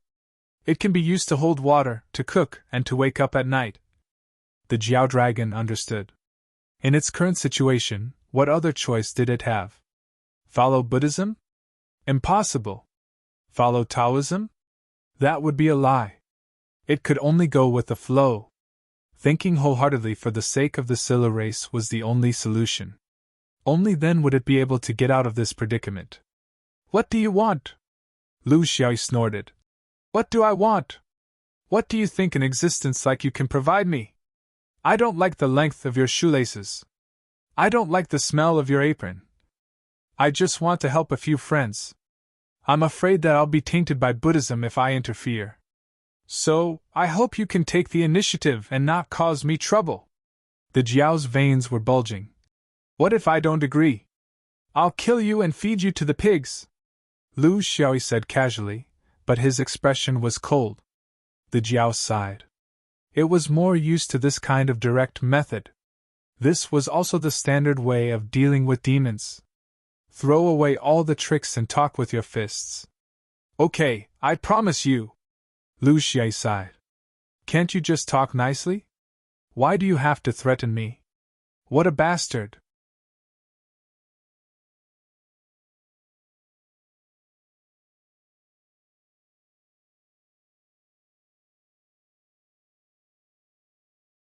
Chapter 1005. Wild Boar was the last one to go up the high platform. He was a little reluctant. The big monsters below all knew that something must have happened in the clouds, but they didn't know what it was. As for the original plan, they could only postpone it. Going up now was just a formality. They couldn't ask for anything. Even though it knew that it was just a formality, it had to go up. Among the 6 monsters, it was the last one. Mali and Nioli, the 2 main characters, were useless. As a helper, it had to go down and complete the procedure to put an end to this dispute, and then wait for the next collision. However, it couldn't be so passive anymore. It was about to leave, so it had to teach the 2 brothers how to build relationships. Sanbei was its archenemy, so it didn't have to care about him. However, it had to rope in Jiao Jun, Lord Hu, and the others. If the next conflict was like this time, where the onlookers stood on Sanbei's side, then there was really no need to fight. The right time, the right place, and the right people were especially important. This was a story for later. Now, it had to go through the formality first. Wild Boar stood on the high platform. It didn't show its original form, nor did it shake its head and waggle its tail. It didn't put on airs, but directly threw the rain talisman up and scolded. "It doesn't go down, and it doesn't go away. I don't know why these rain clouds are gathered here. I don't even have the mood to drink and eat meat anymore." Under the indifferent gaze of everyone, it was eager to wait for the last 3 minutes to pass so that everyone could go up to the clouds and see what Jiao Jun was doing. Why did it run away when everyone was gathered here? Amidst this indifference, the moment the rain talisman entered the clouds, lightning flashed and illuminated the earth.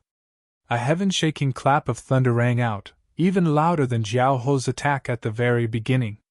Amidst the astonishment of the demons, a strong gust of wind blew.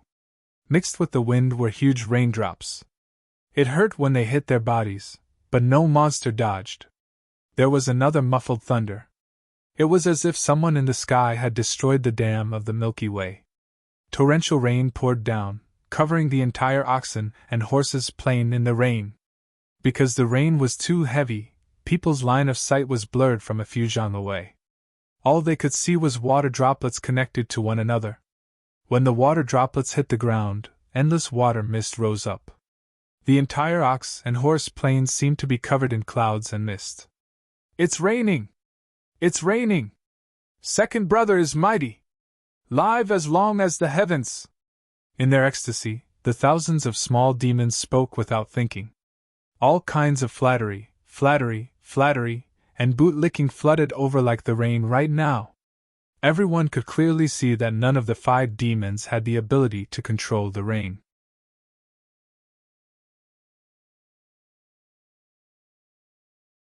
Only this pig demon went up on stage and opened his mouth to curse, and it immediately worked.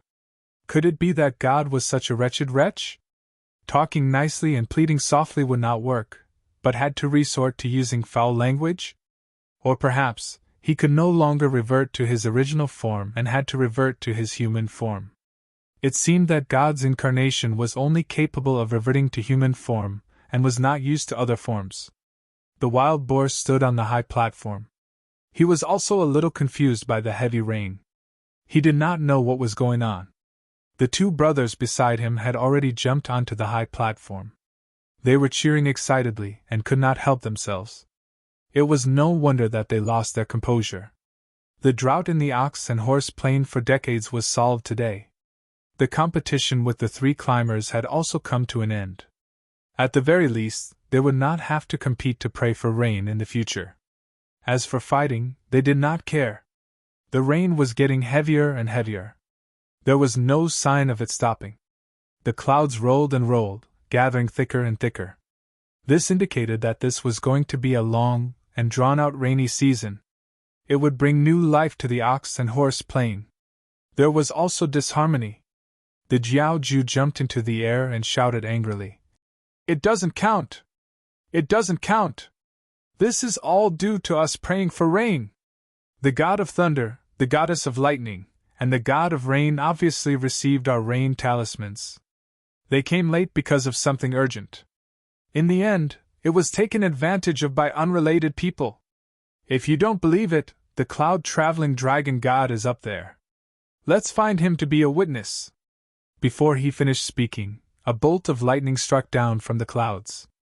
It hit the crazed Jiaoju, who was dancing with joy. "The heavenly Tao is unfair!" The Jiaoju shouted and fell from the sky. His body was charred black, accompanied by a terrifying black hole phenomenon. The sudden change made the other great demons not dare to move. The lightning in the rain was not a big deal to demon cultivators at their level. They did not dodge. It was just a piece of their skin that was blackened by the lightning. How could it be killed in one strike? There must be something strange above the clouds. It was probably not something that Jiao Jun could control. In the cultivation world, humans had the least respect for the heavenly Tao. This was because they knew that the so-called heavenly Tao was actually the human Tao. The higher one's level, the more they could see. Relatively speaking, the demon beast domain like Scylla was more respectful of the heavenly Tao. This was because their abilities came from their instincts. This was because they did not have much contact with the outside world. This was because they did not have a strong background.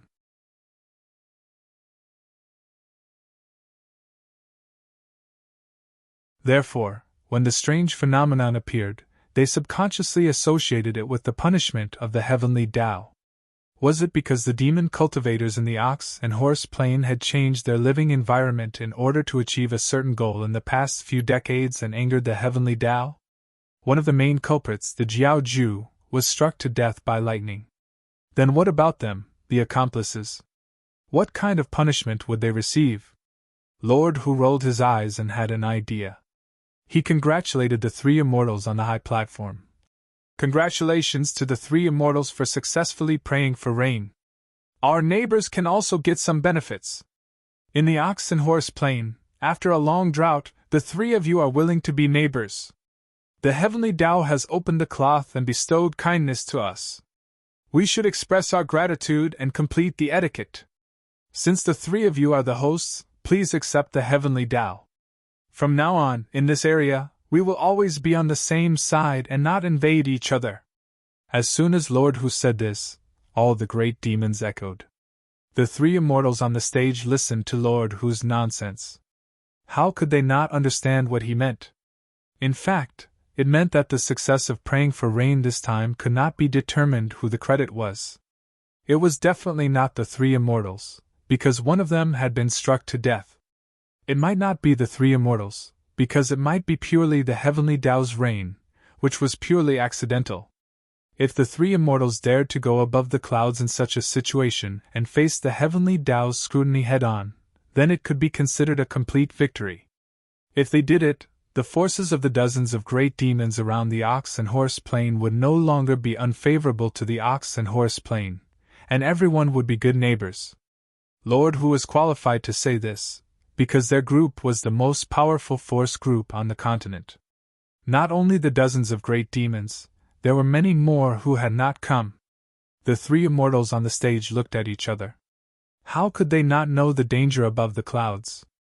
The Jiao Ju just now was the best example. The three immortals could not figure out how the rain was prayed for. There could be many reasons, but the only thing they were sure of was that it had nothing to do with the spiritual stones. This was very embarrassing. In the end, the wild boar gritted his teeth. Since it has come to this, we can't shrink back. If we don't go above the clouds at the end, the matter will never be completely solved, and there will be other three immortals coming to make trouble. Endless and endless. I don't have much time here, so I'll do my best for the two brothers and go up to see the world. Ma Li and Niu Li supported him on each side. Let's go together. If the heavenly Tao really comes down, what's the point of leaving one alive?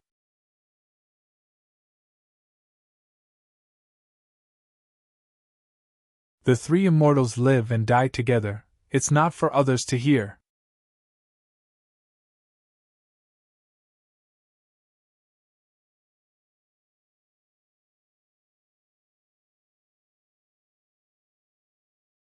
Chapter 1006. A horse, a pig, and a cow held hands. It should be called hooves as they flew up into the clouds. The great Yao cultivators below were all in awe. Even for Yao beasts with their true natures, it was not easy for them to truly live and die together. Lightning did not descend. But they could not be sure yet. They had to wait and see. The three immortals flew up from the thick clouds. They flew higher and higher, deeper and deeper. Then, they saw the busy Jiao Jun. At the same time, they also saw the Taoist standing not far behind the Jiao Jun. He was wearing a slightly old Taoist robe, standing quietly. The wild boar howled and rushed over, hugging his thigh and rubbing it with tears and snot. Senior brother, you've finally woken up. You've made this old pig so miserable. Molly still didn't quite understand, so Niu Li gave a brief explanation. The two of them still didn't quite understand the true origin of this Taoist, but they knew that this Taoist must have a great background and great ability. Just by looking at the prideful and arrogant old flood dragon working with all his might, not even daring to let out a fart, one would know the depth of the situation. Not to mention the dead Jiao Ho, that was not something old flood dragon could do. Lu Xiaoyi was a little embarrassed. Since when did he have such a close relationship with the wild boar? But it was a demonic beast. Perhaps the way it expressed its feelings was a little more straightforward, but it was understandable. Moreover, from the first time he saw the wild boar, he did not hate it. Now that they had such a relationship, it could be considered one of them. Yes, he was a pig. These two are? Lu Xiaoyi continued to act like an expert. Mountain Pig then introduced them one by one. Everyone was on the same side. Ma Li and Niu Li deliberately curried favor with each other. Lu Xiaoyi also spoke humorously. In addition, there was old Flood Dragon who had turned over a new leaf. They did not mention anything about the future, but they had already decided the future direction of Niu Ma Yuan. After this incident, Ma Li and Niu Li also understood something, and their attitude towards the Jiao changed. Lu Xiaoyi handed a storage ring to the wild boar. There are 3,000 spiritual opportunities here. Help me pass them to Niu Li. It's fate. I'll be leaving soon. If you want to follow me to the upper realm, you have to hurry. The wild boar's hands trembled. 3,000 jade purity? That was a wealth that it did not even dare to think about. It had been 100 years since it became a nascent soul, but the amount of jade purity it had collected in the void of the universe was less than 100. But these things were nothing to Senior Brother, right? With Senior Brother's ability, he could go anywhere in the universe. He was not like it, who only dared to wander in the nearby space, afraid that it would become a corpse if it went too far. Okay.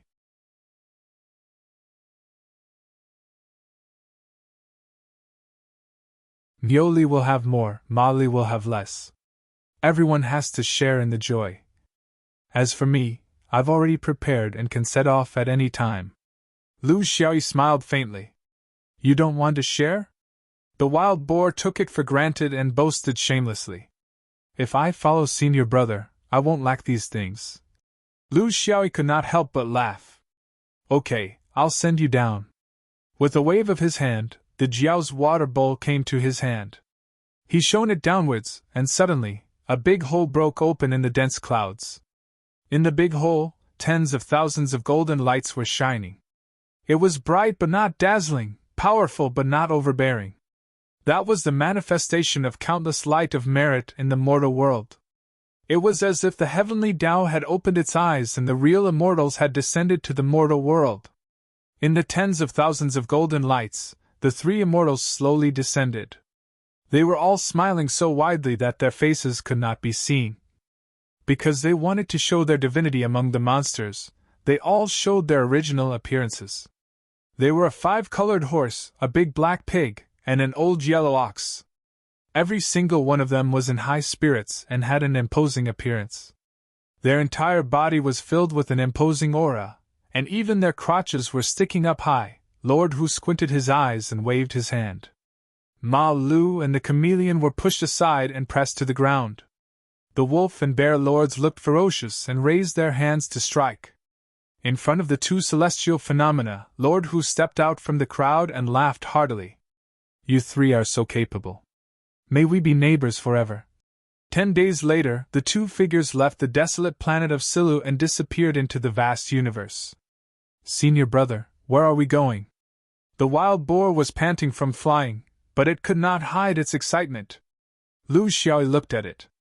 In fact, he still did not understand why this guy wanted to come out with him no matter what. For a monster like the wild boar, it was not a good idea to leave their hometown. Although Zhou Xian's spiritual vigor was far superior to that of Silu, the spiritual vigor in the boundary region did not matter much when one reached the realm of Yuanying. The cultivation of Yuanying came from the purple pure spiritual vigor in the universe. For the wild boar, the world of human cultivators was very dangerous for it. It was impossible for him to keep it by his side forever. However, he could not say this. He could only wait for it to realize it. Of course, it's the upper realm of Zhou Xian. You should know. The wild boar nodded. It's the first realm in the universe. How could I not know? In the future, when I tell others about my origin, I can also say that I'm from the first realm in the universe. Lu Xiaoyi was speechless. Saying it out loud is not necessarily a good thing.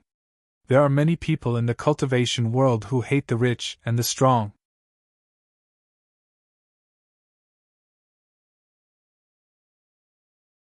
Old boar, you said that you're already in the realm of Yuanying.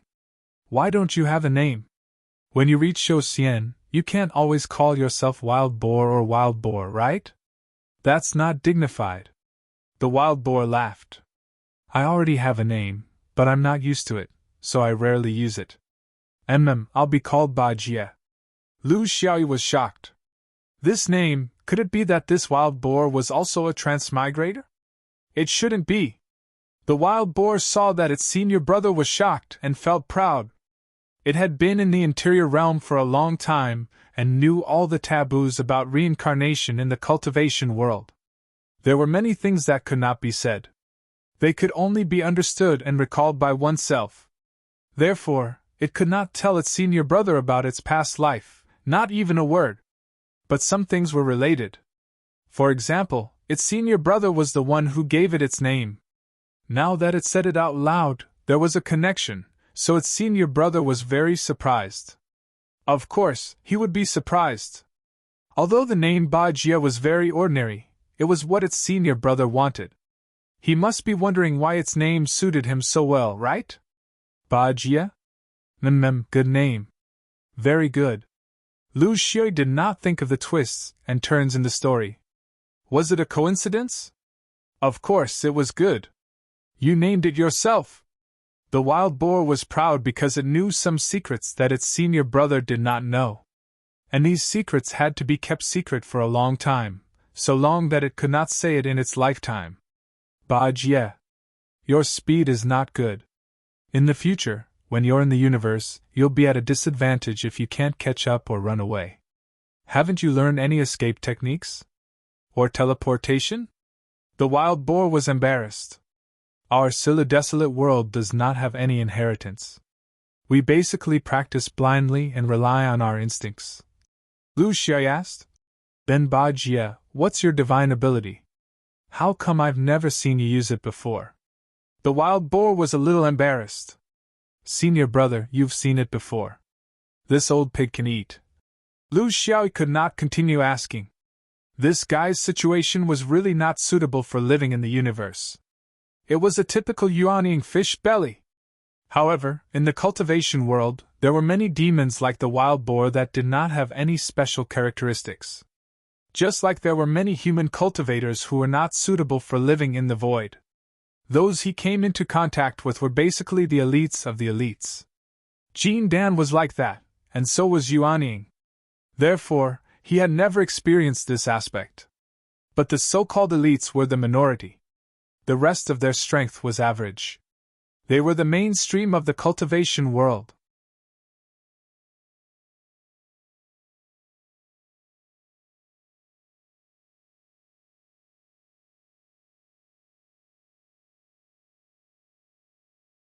Chapter 1007. The wild boar flew too slowly, and Lu Shi didn't want the wild boar to pull a broken cart in the universe, so he simply carried the wild boar and flew, which was also a sight to behold. During the flight, Lu Xiaoyi also gave the wild boar a lot of pointers, mainly on the changes of astronomical phenomena, such as how to use special astronomical phenomena to escape, attack, find spiritual opportunity, and so on. These things were the most precious experiences of a cultivator. If they were sorted out, the value would not be lower than a top-level cultivation technique. Cultivation techniques could be practiced diligently behind closed doors, but the experience of traveling the universe could only be explored by the cultivator themselves. If one's strength was not enough, many people would lose their lives while exploring. Lu Xiaoyi also felt very strange. He had never even taught a human before, but now he easily taught it to a pig.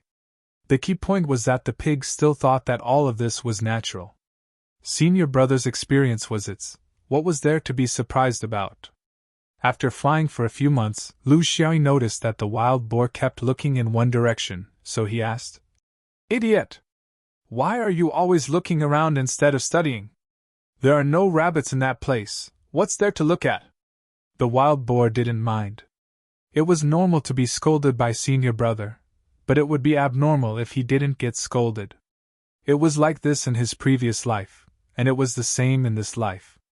"Senior brother! You don't know that direction, but there's something that both you and I are familiar with."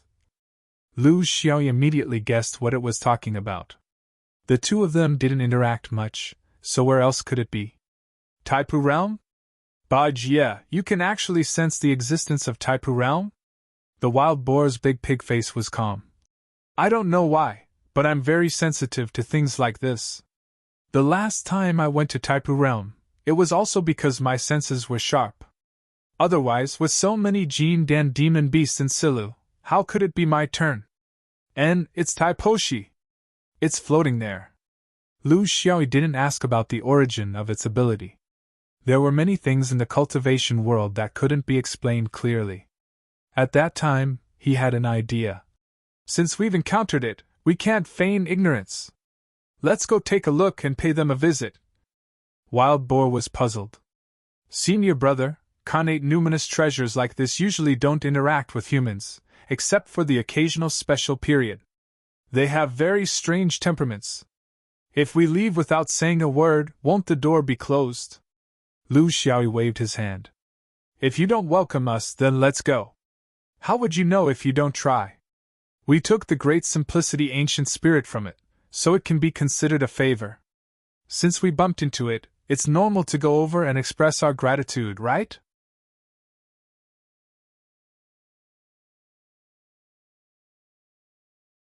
Changing directions, Lu Xiaoyi followed the wild boar's guidance. After flying for more than 10 days, he finally saw Taiposhi again. Because Taiposhi was in a drifting state, this made it possible for them to intercept it. Wild Boar was a little uneasy, but Lu Xiaoyi was the opposite. Taiposhi was willing to let them catch up, which in itself meant something. The last time they saw Taiposhi, they were actually in a state of complete ignorance. At that time, they were still Jin Dan and were directly picked up by Taiposhi's Qingguang. Qingguang sent them away, but they didn't see the real face of Taiposhi. This time was different. This time, they saw it face to face in the void of the universe. Unexpectedly, this was just an ordinary meteorite with a diameter of a few hundred feet. It was the same as the trillions of ordinary meteorites in the universe. It didn't have any sense of existence. If it was only Lu Xiaoyi, he wouldn't even notice such a stone. From this, it could be seen that the wild boar's ability wasn't that insignificant. Now that they were close, Lu Xiaoyi also realized that this meteorite was different. His body, which had been modified by the small world, had some kind of resonance with this stone. This was something that others couldn't understand. Carrying Wild Boar, he was about to charge up when the Wild Boar shouted anxiously, Senior brother, this is not a place to barge in. You should at least say hello and ask if Master is willing to receive you, right?" Lu Xiaoyi was stubborn. There was no need for that. He seemed to have some kind of connection with Taiposhi and knew its intentions. Taiposhi wouldn't invite him because it couldn't open its mouth. But this didn't mean that he couldn't take the initiative to barge in. This was the so-called mystery of the cultivation world, the so-called tacit understanding. When the two collided with the meteorite, it was as if they had entered another world. There was no dam like before, nor was there a small chaotic universe. It was just a misty void, as if it was still before the chaos. To be precise, this was a world of the connate 5 Taishang. Tai Yi, Tai Chu, Tai Shi, Tai Su, and Tai Chi were the connate 5 Taishang. They were the 5 space-time stages of Wuji before the birth of heaven and earth. Chaos referred to the misty state of qi, form, and substance before the formation of the universe. It was the 4th Taishang of the connate 5 Taishang, after Tai Su. Those who have form are born in formlessness, and heaven and earth live peacefully? It was said that there was Tai Yi, Tai Chu, Tai Shi, and Tai Su. Tai Yi didn't see Qi, Tai Chu, the beginning of Qi, Tai Shi, the beginning of form, Tai Su, the beginning of substance. Qi, form, substance, but not separated, it was said to fall into chaos. Fall into chaos, it was said that all things fall into chaos, but not separated. Turn a blind eye to it, turn a deaf ear to it, and don't follow it.